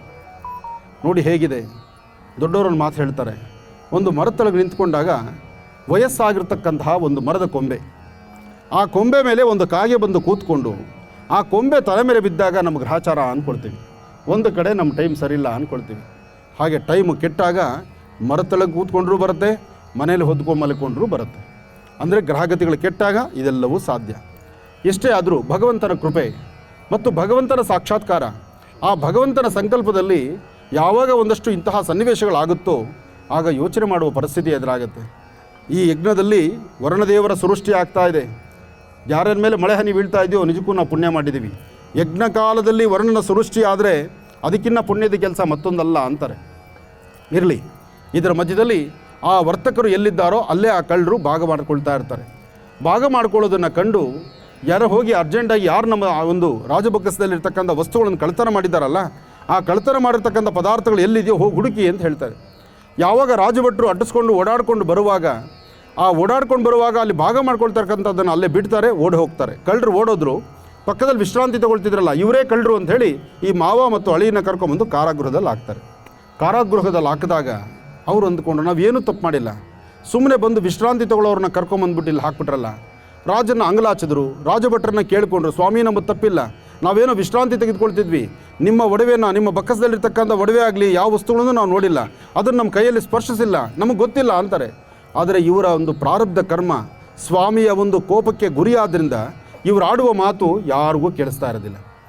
ಆದರೆ ಇಲ್ಲಿ ಮನೇಲಿ ಏನು ಮಾಡ್ತಾರೆ, ಲೀಲಾವತಿ ಎಂಬತಕ್ಕಂಥ ಆಕೆ, ಆ ತಾಯಿ ಮತ್ತು ಮಗಳು ಇಬ್ಬರೂ ಸಹಿತ ಮನೇಲಿದ್ದರಲ್ಲ, ಅಲ್ಲಿ ಮತ್ತೋರ್ವ ಬ್ರಾಹ್ಮಣೋತ್ತಮನ ಮನೆಯಲ್ಲಿ ಸತ್ಯನಾರಾಯಣ ಸ್ವಾಮಿ ಪೂಜೆ ಆಗ್ತಾ ಇರುತ್ತೆ. ಅಲ್ಲಿಗೆ ಈ ತಾಯಿ ಮಗಳು ಹೋಗ್ತಾರೆ. ಆ ತಾಯಿ ಮತ್ತು ಮಗಳು ಇಬ್ಬರು ಆ ಬ್ರಾಹ್ಮಣೋತ್ತಮನ ಮನೆಯಲ್ಲಿ ನಡೀತಕ್ಕಂಥ ಪೂಜಾನುಷ್ಠಾನ ನೋಡಿ ಪೂಜೆ ಬಹಳ ಸಮಯ ಆಗೋಗ್ಬಿಡುತ್ತೆ. ಸಮಯ ಜಾಸ್ತಿ ಹೊತ್ತಾಯಿತು, ಈ ರಾತ್ರಿ ಉಳ್ಕೋತೀವಿ, ಅದಕ್ಕಾಗಿ ಪ್ರಸಾದವನ್ನು ಸ್ವಲ್ಪ ಕೊಡಿ, ನಾವು ಇಲ್ಲೇ ಆಹಾರ ಊಟ ಮಾಡಿ ನಾವು ಉಳ್ಕೊಳ್ತೀವಿ ಅಂತ ಹೇಳ್ತಾರೆ. ಅವರು ಹೇಳುವ ಮಾತನ್ನು ಆಲಿಸಿದಂತಹ ಆ ಕುಟುಂಬ ಅವರಿಗೆ ದಾರಿ ಮಾಡಿಕೊಡುತ್ತೆ. ಪ್ರಸಾದವನ್ನು ಭಕ್ಷಣೆ ಮಾಡ್ತಾರೆ, ದೇವರನ್ನ ಭಕ್ತಿಯಿಂದ ಪ್ರಾರ್ಥನೆ ಮಾಡ್ತಾರೆ. ಆ ತಾಯಿ ಕಣ್ಣನ್ನು ನೀರು ಹಾಕ್ಕೊಂಡು ಕೇಳ್ಕೊಳ್ತಾಳೆ, ಭಗವಂತ, ನನ್ನ ಗಂಡ ಮತ್ತು ಅಳಿಯ ವ್ಯಾಪಾರಕ್ಕಾಗಿ ಹೊರಟರು, ಈಗಾದರೂ ಸುದ್ದಿ ಸಮಾಚಾರಗಳಿದೆ. ಆಗ ಯಾವ ಸುದ್ದಿ ಸಮಾಚಾರ ಇಲ್ಲ, ಮನೆಯಿಂದ ಆಚೆಗೆ ಹೊರಟ್ರೆ ಪುನಃ ಮನೆಗೆ ಬರೋ ತನಕ ಕಾಯಬೇಕಷ್ಟೇ. ಅವ್ರು ಎಲ್ಲಿದ್ದಾರೆ ಗೊತ್ತಾಗಲ್ಲ, ಹೇಗೆ ಹೋಗಿದ್ದಾರೆ ಗೊತ್ತಾಗೋದಿಲ್ಲ. ಇಂತಹ ಪರಿಸ್ಥಿತಿ ಆಗ್ತಾ ಇತ್ತು. ಅಂತಹ ಪರಿಸ್ಥಿತಿ ಆದಾಗ ಭಗವಂತನ ಪ್ರಾರ್ಥನೆ ಮಾಡಿ ಆ ಶ್ರದ್ಧೆಯಿಂದ ಮಾಡಿದಂಥ ಪ್ರಾರ್ಥನೆ ಮಹಾವಿಷ್ಣುವಿಗೆ ಗೊತ್ತಾಗುತ್ತೆ. ವಿಷ್ಣುದೇವರು ಆಗಲಿ ಒಳ್ಳೆಯದಾಗಲಿ ಅಂತ ಹರಿಸ್ತಾರೆ. ಹರಿಸಿದ ಮರುಕ್ಷಣ ಆ ರಾಜನ ಕನಸಲ್ಲಿ ಯಾವ ರಾಜ ಯಾವ ಕಾರಾಗೃಹದಲ್ಲಿ ತನ್ನ ಕಾರಾಗೃಹದಲ್ಲಿ ಆ ದಂಪತಿ ಇವ್ರನ್ನ ಆ ವೈಶ್ಯನ ಮತ್ತು ಆತನ ಒಂದು ಅಳಿಯನ್ನ ಬಂಧಿಸಿದ್ರಲ್ಲ, ಆ ಬಂಧಿಸಿರ್ತಕ್ಕಂತಹ ಆ ವ್ಯಕ್ತಿ ಆ ರಾಜನಿಗೆ ಸ್ವಪ್ನದಲ್ಲಿ ಭಗವಂತ ಕಾಣಿಸ್ಕೊಂಡು ನಿನ್ನ ಕಾರಾಗೃಹದಲ್ಲಿ ನೀನು ಕೂಡ ಹಾಕಿರ್ತಕ್ಕಂತಹ ಆ ಇಬ್ಬರ ವ್ಯಕ್ತಿಗಳು ಅವರು ಕಳ್ಳರಲ್ಲ, ಅವರು ವಿಶ್ರಾಂತಿಗಾಗಿ ಬಂದವರು, ಅಂತಹವ್ರನ್ನ ಹಿಡ್ಕೊಂಬಂದು ನೀನು ಕಟ್ಟು ಹಾಕಿದೆಯಲ್ಲ, ನೀನು ಅವ್ರನ್ನ ಆದಷ್ಟು ಬೇಗ ಬಿಡುಗಡೆ ಮಾಡ್ದಿರ ಇದ್ದರೆ, ಜೊತೆಗೆ ಒಂದಿಷ್ಟು ದ್ರವ್ಯಗಳನ್ನು ಅವರು ಕೊಟ್ಟು ದಾನ ಮಾಡಿ ನೀನು ಕಳಿಸಿರ ಇದ್ದರೆ ನಿನ್ನ ರಾಜ್ಯದಲ್ಲೂ ಇಂಥ ತೊಂದರೆಗಳು ಎದುರಾಗ್ಬೋದು, ಆದಷ್ಟು ಬೇಗ ಇದನ್ನು ಸರಿಪಡಿಸು ಅಂತ ಹೇಳ್ತಾರೆ. ಹೇಳಿ ಅಂತರ್ಧನಾಗ್ತಾನೆ ಮಹಾವಿಷ್ಣು. ಆ ಮಾತನ್ನು ಆಲಿಸಿದಂಥ ರಾಜ ಆಸ್ಥಾನದಲ್ಲಿ ಹೇಳ್ತಾನೆ, ರಾತ್ರಿ ನನ್ನ ಸ್ವಪ್ನದಲ್ಲಿ ಭಗವಂತ ಕಾಣಿಸಿ ಇಂಥದ್ದನ್ನು ಹೇಳಿದ್ದಾನೆ, ಹೋಗಿ ಆ ವರ್ತಕರನ್ನ ಕರೆಸಿ ವರ್ತಕರನ್ನ ನ್ಯಾಯಬದ್ಧವಾದಂಥ ರೀತಿ ವಿಚಾರಣೆ ಮಾಡಿ, ಅವರು ಎಲ್ಲಿಂದ ಬಂದಿದ್ದಾರೆ, ಯಾರು ಏನು ಅಂತೆಲ್ಲ ವಿಚಾರಣೆ ಮಾಡಿ ಅದರಂತೆ ಅವ್ರನ್ನ ಸರಿಯಾದಂಥ ರೀತಿ ಸತ್ಕರಿಸಿ ಅಂತ ಹೇಳ್ತಾರೆ. ಆಗ ಅವರು ಹೇಳುವ ಮಾತು ಆಗ ರಾಜನಿಗೆ ಆಲಿಸುತ್ತೆ. ಆಗ ಆ ವರ್ತಕರು ಹೇಳಿದಂಥ ಎಲ್ಲ ಮಾತನ್ನು ಆಲಿಸಿ, ಆತ ನಿಮ್ಮದೇನು ತಪ್ಪಿಲ್ಲ ಅಂಥೇಳಿ ಒಂದಷ್ಟು ಚಿನ್ನ ಬೆಳ್ಳಿ ವಜ್ರ ವೈಡೂರುಗಳನ್ನೆಲ್ಲವನ್ನು ಕೊಟ್ಟು ನಿಮ್ಮ ಊರಿಗೆ ಹೋಗಿ ಬನ್ನಿ ಅಂಥೇಳಿ ಆ ವರ್ತಕರನ್ನ ಕಳಿಸ್ತಾರೆ. ಆ ವರ್ತಕರನ್ನ ಕಳಿಸಬೇಕಾದ್ರೆ ವರ್ತಕರನ್ನು ಪುನಃ ಸ್ವಾಮಿ ಪರೀಕ್ಷೆ ಮಾಡ್ತಾನೆ. ಸತ್ಯನಾರಾಯಣ ಪುನಃ ಆ ವರ್ತಕರನ್ನ ಪರೀಕ್ಷೆ ಮಾಡ್ತಾನೆ. ಹೇಗೆ, ತಾನು ಸಮುದ್ರವನ್ನು ದಾಟಿ ತನ್ನ ಊರಿಗೆ ಬರಬೇಕಾಗತ್ತೆ. ಸಮುದ್ರದಲ್ಲಿ ಪ್ರಯಾಣವನ್ನು ಬೆಳೆಸುವಾಗ ಹಡಗಿನಲ್ಲಿ ಆ ಮುತ್ತು ರತ್ನ ಎಲ್ಲವನ್ನು ತುಂಬಿರ್ತಕ್ಕಂಥ ಒಂದು ಚೀಲವನ್ನು ಇಟ್ಕೊಂಡು ತಾನು ಬರ್ತಾನೆ. ಆದರೆ ಸ್ವಾಮಿ ಒಬ್ಬ ಸನ್ಯಾಸ ವೇಷಧಾರಿಯಾಗಿ ಬಂದು, ಅಯ್ಯ ವರ್ತಕರೇ, ನಿನ್ನ ಹಡಗಿನಲ್ಲಿ ಇರ್ತಕ್ಕಂಥದ್ದಾದರೂ ಏನೆಲ್ಲ ಈ ಇಟ್ಕೊಂಡಿದ್ಯೋ, ಏನೇನೆಲ್ಲ ವಸ್ತುಗಳು ತೊಗೊಂಡು ಹೋಗ್ತಿದ್ಯಪ್ಪ ಅಂತ ಕೇಳ್ತಾನೆ. ಅಯ್ಯ ನೀನಾದರೂ ಸನ್ಯಾಸಿ, ನೀನು ಕಾವಿ ಧರಿಸಿರ್ತಕ್ಕಂಥ ವ್ಯಕ್ತಿ, ನಿನಗೆ ಯಾಕಪ್ಪ ಬೇಕು ಇದರಲ್ಲಿ ಇರ್ತಕ್ಕಂಥದ್ದೆಲ್ಲ ಬರೀ ಎಲೆ ಬಳ್ಳಿಗಳೇ ಇದೆ, ಆ ಬಳ್ಳಿಗಳು ಗಿಡಮರಗಳು ಇರ್ತಕ್ಕಂಥದ್ದನ್ನು ನಾನು ಊರಿಗೆ ತೊಗೊಂಡು ಹೋಗ್ತಾ ಇದ್ದೀನಿ ಅಂದರೆ ಆಯಿತು ಒಳ್ಳೆಯದಾಗಲಿ ಅಂತಾರೆ. ಸ್ವಲ್ಪ ದೂರ ಪರಿಕ್ರಮಿಸ್ತಾರೆ. ಇನ್ನೇನು ಊರು ಬಂತು. ಊರ ಹತ್ತಿರ ಬಂದಾಗ ಆ ಗಂಟು ಇಳಿಸ್ಕೋಬೇಕಲ್ಲ, ಅಷ್ಟು ಬೆಲೆ ಬಾಳುವ ವಸ್ತುಗಳು, ಭಾರವಾಗಿರುವಂಥ ವಸ್ತುಗಳನ್ನು ಕೈಗೆತ್ತಿದ್ರೆ ಎಲ್ಲವೂ ಏನು ಭಾರನೇ ಇಲ್ಲ, ಎಲೆಬಳ್ಳಿಗಳಾಗ್ಬಿಟ್ಟಿದೆ. ಹಿಂದೆಲೆ ಮೂರ್ಛಾಕ್ರಾಂತನಾಗಿ ತಲೆ ತಿರುಗಿ ಬೀಳ್ತಾನೆ. ಅಳಿಯನಿಗೂ ಗಾಬರಿ ಆಗಿಬಿಡುತ್ತೆ, ಮಾವಂಗೆ ತಲೆ ತಿರುಗಿ ಬಿದ್ದನಲ್ಲಪ್ಪ ಅಂತ. ಆದರೆ ಒಳಗಡೆ ಒಡವೆಗಳಿಲ್ಲ, ಬರೀ ಎಲೆಬಳ್ಳಿಗಳು.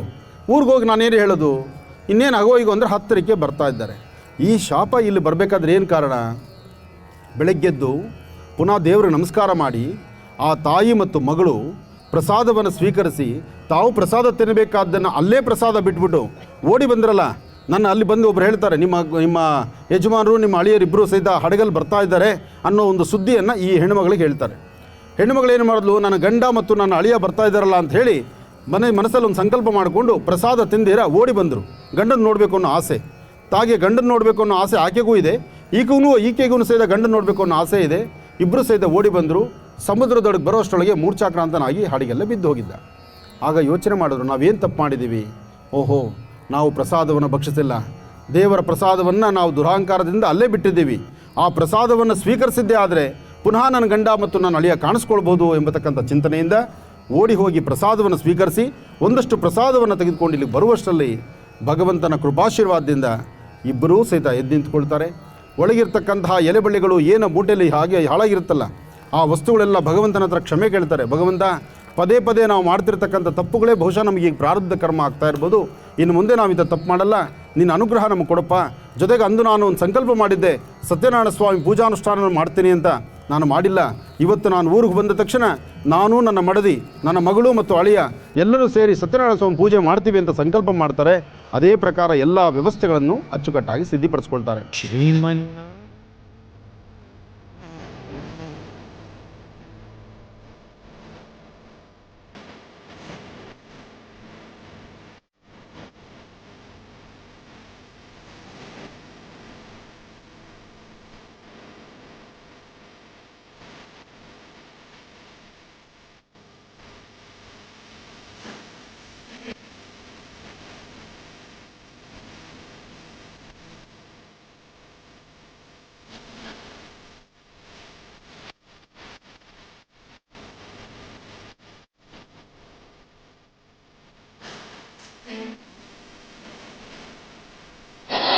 ಗೋಪಾಲಕರು ಹಸುಗಳನ್ನು ನೋಡ್ಕೊಳ್ತಕ್ಕಂಥವ್ರು, ಹಸುಗಳನ್ನು ಸಂರಕ್ಷಣೆ ಮಾಡ್ತಕ್ಕಂಥವ್ರು ಗೋಪಾಲಕರು ಅಂತ ಇದೆ. ಅಂತಹ ಗೋಪಾಲಕರು ಗೋವಿನ ಸಂರಕ್ಷಣೆ ಮಾಡ್ತಕ್ಕಂಥವ್ರು ಒಂದು ಅಶ್ವತ್ಥ ವೃಕ್ಷದ ಹತ್ರ ಒಂದು ಸತ್ಯನಾರಾಯಣ ಸ್ವಾಮಿ ಪೂಜೆ ಮಾಡ್ತಿರ್ತಾರೆ. ಆ ದಿನ ಹುಣ್ಣಿಮೆ ಪೂಜೆ ಮಾಡ್ತಾ ಇರ್ತಾರೆ. ಪೂಜೆ ಮಾಡಿ ಪ್ರಸಾದ ಎಲ್ಲ ಸಿದ್ಧತೆ ಮಾಡಿ ಇನ್ನೇನು ಪ್ರಸಾದ ಹಂಚಬೇಕು. ಅಷ್ಟೊತ್ತಿಗೆ ಆ ಪ್ರಾಂತ್ಯದ ರಾಜ 100 ಜನ ಮಕ್ಕಳು. ಆ ರಾಜನಿಗೆ 100 ಜನ ಮಕ್ಕಳು. ಭಾಳಷ್ಟು ಸಿರಿ ಸಂಪತ್ತಿದೆ. ಆದರೆ ಏನೇ ಸಿರಿ ಸಂಪತ್ತಿದ್ದು, ಏನೇ ಮಕ್ಕಳಿದ್ದರೂ ತನ್ನ ಕಾಯಕವನ್ನು ತಾನು ಮಾಡಬೇಕು, ತನ್ನ ದೇಹ ದಣಿಸಿ ಒಂದಷ್ಟು ಕೆಲಸ ಮಾಡಬೇಕು. ಇದು ರಾಜನ ನೀತಿ. ಆ ರಾಜನೀತಿಯನ್ನು ಅರಿತು ಕಾಡಿಗೆ ಬಂದು ಆ ಅಶ್ವತ್ಥ ವೃಕ್ಷದ ತನಕ ಕುದುರೆ ಮೇಲೆ ಬರ್ತಾನೆ. ಆ ವೃಕ್ಷದ ಹತ್ರ ಬಂದು ವಿಶ್ರಾಂತಿಗಾಗಿ ಕೂತ್ಕೊಳ್ತಾನೆ. ಅಲ್ಲಿ ಆ ಒಬ್ಬ ಗೋಪಾಲಕರು ಮಾಡ್ತಿದ್ದಂಥ ಸತ್ಯನಾರಾಯಣ ಸ್ವಾಮಿ ಪೂಜೆಯನ್ನು ಕಾಣ್ತಾರೆ, ನೋಡ್ತಾರೆ. ನೋಡಿ ಸಹಿತ ಎದ್ದು ಕೈ ಮುಗಿಯಲ್ಲ, ಎದ್ದೋಗಿ ಪ್ರಸಾದ ತಗೊಳ್ಳಲ್ಲ, ಕೂತ್ಕೊಳ್ತಾರೆ. ಆದರೆ ಅಲ್ಲಿರ್ತಕ್ಕಂಥ ಗೋಪಾಲಕರು ಪೂಜೆ ಆದ ನಂತರ ಆ ಪ್ರಸಾದವನ್ನು ತಂದು ರಾಜನ ಕೊಡ್ಲಿಕ್ಕೆ ಬರ್ತಾರೆ. ಎಷ್ಟೇ ಆದರೂ ರಾಜ ತಾನು ಉನ್ನತವಾದಂಥ ಸ್ಥಾನ. ಒಬ್ಬ ಸಾಮಾನ್ಯ ಗೋಪಾಲಕ ಹಸು ನೋಡ್ಕೊಳ್ತಕ್ಕಂಥವನು, ಅವರು ಮಾಡಿ ತಂದಂಥ ಆ ಪ್ರಸಾದವನ್ನು ನಾನು ಯಾಕೆ ತಿನ್ನಬೇಕು ಎಂಬತಕ್ಕಂಥ ಮದಮಾತ್ಸರ್ಯ ಅವರಿಗೆ ಬಂದು ಆ ಪ್ರಸಾದವನ್ನು ಅಲ್ಲೇ ಇಟ್ಟು ಮುಂದೆ ನಡೀತಾರೆ. ಯಾವಾಗ ಸತ್ಯನಾರಾಯಣ ಸ್ವಾಮಿ ಪೂಜೆ ಪ್ರಸಾದವನ್ನು ಸ್ವೀಕರಿಸ್ದಿರ ಆ ಪ್ರಸಾದವನ್ನು ಅಲ್ಲೇ ಇಟ್ಟರು ಭಗವಂತನ ಶಾಪಕ್ಕೆ ಅವರು ಗುರಿಯಾದರು. ಆಗ ಆ ರಾಜನಿಗಿದ್ದಂತಹ ಮಕ್ಕಳು ಸಾಯ್ತಾರೆ, ಆಸ್ತಿ ಅಂತಸ್ತು ಹೋಗುತ್ತೆ, ರಾಜ್ಯದಲ್ಲಿ ಇಲ್ಲದ ದರಿದ್ರ ಶುರುವಾಗುತ್ತೆ. ಆ ದರಿದ್ರ ಯಾವಾಗ ತುಂಬಿಕೊಳ್ಳುತ್ತೋ ಆಗ ರಾಜನಿಗೆ ಅರಿವಾಗುತ್ತೆ, ನಾನು ಎಲ್ಲಿ ತಪ್ಪು ಮಾಡಿದ್ದೀನಿ, ನಾನು ಏನೋ ತಪ್ಪು ಮಾಡಿದ್ದೀನಿ, ಅದಕ್ಕೆ ನನಗೆ ಇಂಥದ್ದೊಂದು ಕರ್ಮ ಆಗ್ತಾಯಿದೆ ಅಂತೇಳಿ ಜ್ಞಾಪಕ ಮಾಡಿಕೊಂಡಾಗ ಸತ್ಯನಾರಾಯಣ ಸ್ವಾಮಿ ಪೂಜೆ ಮಹಾಪ್ರಸಾದವನ್ನು ನಾನು ಸ್ವೀಕರಿಸಿಲ್ಲ ಅಂತ ಯೋಚನೆ ಮಾಡಿ ಯಾವ ವೃಕ್ಷದ ಥರ ಪ್ರಸಾದವನ್ನು ಬಿಟ್ಟಿದ್ನೋ, ಯಾವ ವೃಕ್ಷ ಪೂಜೆಗೆ ಅರ್ಹವಾಗಿ ಅಂತಹ ಒಂದು ಅದ್ಭುತವಾದ ವೃಕ್ಷವಾಗಿತ್ತು, ಆ ವೃಕ್ಷ ಸಾನ್ನಿಧ್ಯಕ್ಕೆ ಬಂದು ಅಲ್ಲಿ ಮಹಾಪ್ರಸಾದವನ್ನು ಅಲ್ಲೇ ಒಂದು ಪುನಃ ಪೂಜೆ ಆದ ನಂತರ ಮಹಾಪ್ರಸಾದವನ್ನು ಸ್ವೀಕರಿಸ್ತಾನೆ. ಪೂಜೆಯನ್ನು ಸ್ವೀಕರಿಸಿದ ಮರುಕ್ಷಣ ಆಗ ಭಗವಂತನ ಸಾಕ್ಷಾತ್ಕಾರವಾಗಿ ಸತ್ಯನಾರಾಯಣ ಸ್ವಾಮಿಯ ಕೃಪೆಗೆ ಪಾತ್ರನಾಗಿ ಆ ರಾಜ ತಾನು ಏನೆಲ್ಲ ಕಳ್ಕೊಂಡಿದ್ನೋ ಎಲ್ಲವನ್ನೂ ಪಡಿತಾನೆ. ಹೀಗೆ ಭಗವಂತ ಬೇಡಿದ ವರಗಳನ್ನು ದಯಪಾಲಿಸ್ತಕ್ಕಂಥವನು, ಕಲಿಯುಗದ ಪ್ರತ್ಯಕ್ಷ ದೈವವಾಗಿರ್ತಕ್ಕಂಥವನು. ಬೇಡಿದ ವರಗಳನ್ನು ಶೀಘ್ರವಾಗಿ ದಯಪಾಲಿಸುವಂಥ ಸತ್ಯನಾರಾಯಣ ಸ್ವಾಮಿ ಪೂಜೆ ಕಲಿಯುಗದಲ್ಲಿ ಬಹಳ ವಿಶೇಷ ಅಂತ ಹೇಳಿದ್ದಾರೆ. ಯಾರು ಸತ್ಯನಾರಾಯಣ ಸ್ವಾಮಿ ಪೂಜೆಯನ್ನು ಹುಣ್ಣಿಮೆಯ ಕಾಲದಲ್ಲಿ, ಶುಭ ಸಂಧ್ಯಾ ಕಾಲದಲ್ಲಿ ಅಥವಾ ಹುಣ್ಣಿಮೆಯ ವಿಶೇಷವಾದಂಥ ಪರ್ವಕಾಲಗಳಲ್ಲಿ, ಇಂತಹ ಶುಭ ಮುಹೂರ್ತಗಳಲ್ಲಿ ಸತ್ಯನಾರಾಯಣ ಸ್ವಾಮಿಯನ್ನು ತೀರ್ಥಕ್ಷೇತ್ರ, ಪುಣ್ಯಕ್ಷೇತ್ರ, ನದಿ, ಇಂತಹ ಒಂದು ಪರಮ ಪವಿತ್ರವಾಗಿರ್ತಕ್ಕಂಥ ಕ್ಷೇತ್ರಗಳಲ್ಲಿ ವ್ರತವನ್ನು ಮಾಡೋದಾಗಲಿ, ವ್ರತಕಥೆಯನ್ನು ಕೇಳೋದಾಗಲಿ ಅಥವಾ ಸತ್ಯನಾರಾಯಣ ಎಂಬತಕ್ಕಂಥ ಪದವನ್ನು ಕಿವಿಯಲ್ಲಿ ಆಲಿಸಿದರೂ ಸಹಿತ ಅದು ಪುಣ್ಯಕ್ಕೆ ದಾರಿ ಅಂತ ಹೇಳ್ತಾರೆ. ಅಂತಹ ಅದ್ಭುತವಾದಂತಹ ಪುಣ್ಯದ ಕಾಯಕವನ್ನು ಇವತ್ತು ನಮ್ಮ ಸಾಯಿ ಶುಪ್ಟೂರ್ಸ್ ಅವರು, ಅರುಣ್ ಅವರ ದಂಪತಿಗಳು, ಅವರ ಪರಿವಾರ ಬಂದು ಭಗವಂತನ ಸಾನ್ನಿಧ್ಯದಲ್ಲಿ ಸತ್ಯನಾರಾಯಣ ಸ್ವಾಮಿ ಪೂಜಾ ಅನುಷ್ಠಾನವನ್ನು ಮಾಡಿಸಿ ವ್ರತಕಥೆಯನ್ನು ತಮ್ಮೆಲ್ಲರಿಗೂ ಸಹಿತ ಹೇಳಬೇಕು ಎಂಬತಕ್ಕಂಥ ಚಿಂತನೆಯಿಂದ ಆನಂದ್ ಗುರುಜಿಯವರಿಗೆ ವಿಚಾರ ಮುಟ್ಟಿಸಿ ಅವ್ರನ್ನೂ ನಿಮ್ಮೊಂದಿಗೆ ಕರ್ಕೊಂಡು ಬಂದು ಈ ಒಂದು ಧರ್ಮದ ರಥಯಾತ್ರೆಯಲ್ಲಿ ನಾನು ನೀವು ಎಲ್ಲ ಒಂದು ಕಡೆ ಸೇರಿ ಭಗವಂತನ ಮುಂದೆ ಕೂತು ಇನ್ನು ಮಹಾಯಜ್ಞ ಪ್ರಾರಂಭ ಮಾಡುವಂಥ ಕಾಲದಲ್ಲಿ ಗಣಪತಿ ಪ್ರಾರ್ಥನೆ ಆಗಿತ್ತು, ವ್ರತಕಥೆ ಕೇಳಿಸ್ಬೇಕಾಗಿತ್ತು. ಕಥಾನುಷ್ಠಾನವನ್ನು ಎಲ್ಲರೂ ಕೇಳಿದಿರಿ. ಒಮ್ಮೆ ಗೋವಿಂದ ಗೋವಿಂದ ಗೋವಿಂದ. ಓಂ ಇದಂ ವಿಷ್ಣುರ್ವಿಚಕ್ರಮೇ ತ್ರೇಧಾಜತೆ ಪದಂ ಸಮೂಢವಸ್ಯ ಹರಿಣೀಂ ಸುವರ್ಣರಜತಸ್ರಜಾಂ ಚಂದ್ರಾಂ ಹಿರಣ್ಮಯೀಂ ಲಕ್ಷ್ಮೀಂ ಜಾತವೇದೋ ಮಾವಹ ತಾಂ ಮಾವಹ ಜಾತವೇದೋ ಲಕ್ಷ್ಮೀಮನಪಗಾಮಿನೀಂ ಯಸ್ಯಾಂ ಹಿರಣ್ಯಂ ವಿಂದೇಯಂಗಾಮಶ್ವಂ ಪುರುಷಾನಹಂ ಅಶ್ವಪೂರ್ವಾಂ ರಥಮಧ್ಯಾಂ ಹಸ್ತಿನಾದ ಪ್ರಬೋಧಿನೀಂ ಶ್ರಿಯಂ ದೇವೀಮುಪಹ್ವಯೇ ಶ್ರೇರ್ಮಾ ದೇವೇಯುಷತಾಂ ಕಾಂಸೋಸ್ಮಿತಾಂ ಹಿರಣ್ಯಪ್ರಾಕಾರಾಮಾರ್ದ್ರಾಂಜ್ವಲಂತೀಂ ತೃಪ್ತಾಂ ತರ್ಪಯಂತೀಂ ಪದ್ಮೇ ಸ್ಥಿತಾಂ ಪದ್ಮವರ್ಣಾಂ ತಾಮಿಹೋಪಹ್ವಯೇ ಶ್ರಿಯಂ ಚಂದ್ರಾಂ ಪ್ರಭಾಸಾಂ ಯಶಸಾ ಜ್ವಲಂತೀಂ ಶ್ರಿಯಂ ಲೋಕೆ ದೇವಜುಷ್ಟಾಮುದಾರಾಂ ತಾಂ ಪದ್ಮಿನೀಂ ಶರಣಮಹಂ ಪ್ರಪದ್ಯೆ ಲಕ್ಷ್ಮೀರ್ಮೇ ನಶ್ಯತಾಂ ತ್ವಾಂ ವೃಣೇ ಆದಿತ್ಯವರ್ಣೇ ತಪಸೋಧಿ ಜಾತೋ ವನಸ್ಪತಿಸ್ತವ ವೃಕ್ಷೋಥ ಬಿಲ್ವಃ ತಸ್ಯ ಫಲಾನಿ ತಪಸಾನುದಂತು ಮಾಯಾಂತರಾಯಾಶ್ಚ ಬಾಹ್ಯ ಲಕ್ಷ್ಮೀಃ उपैतु मां देवसखः कीर्तिश्च मणिना सह प्रादुर्भूतोऽस्मि राष्ट्रेऽस्मिन् कीर्तिवृद्धिं ददातु मे क्षुत्पिपासामलां ज्येष्ठामलक्ष्मीं नाशयाम्यहम् अभूतिमसमृद्धिं च सर्वान् निर्णुत मे गृहात् गन्धद्वारान् दुराधर्षान् नित्यपुष्टाङ्करीषिणीम् ईश्वरीगुं सर्वभूतानां तामिहोपह्वये श्रियम् ॐ साई श्याम राधे राधे कृष्णा हरे साई राम.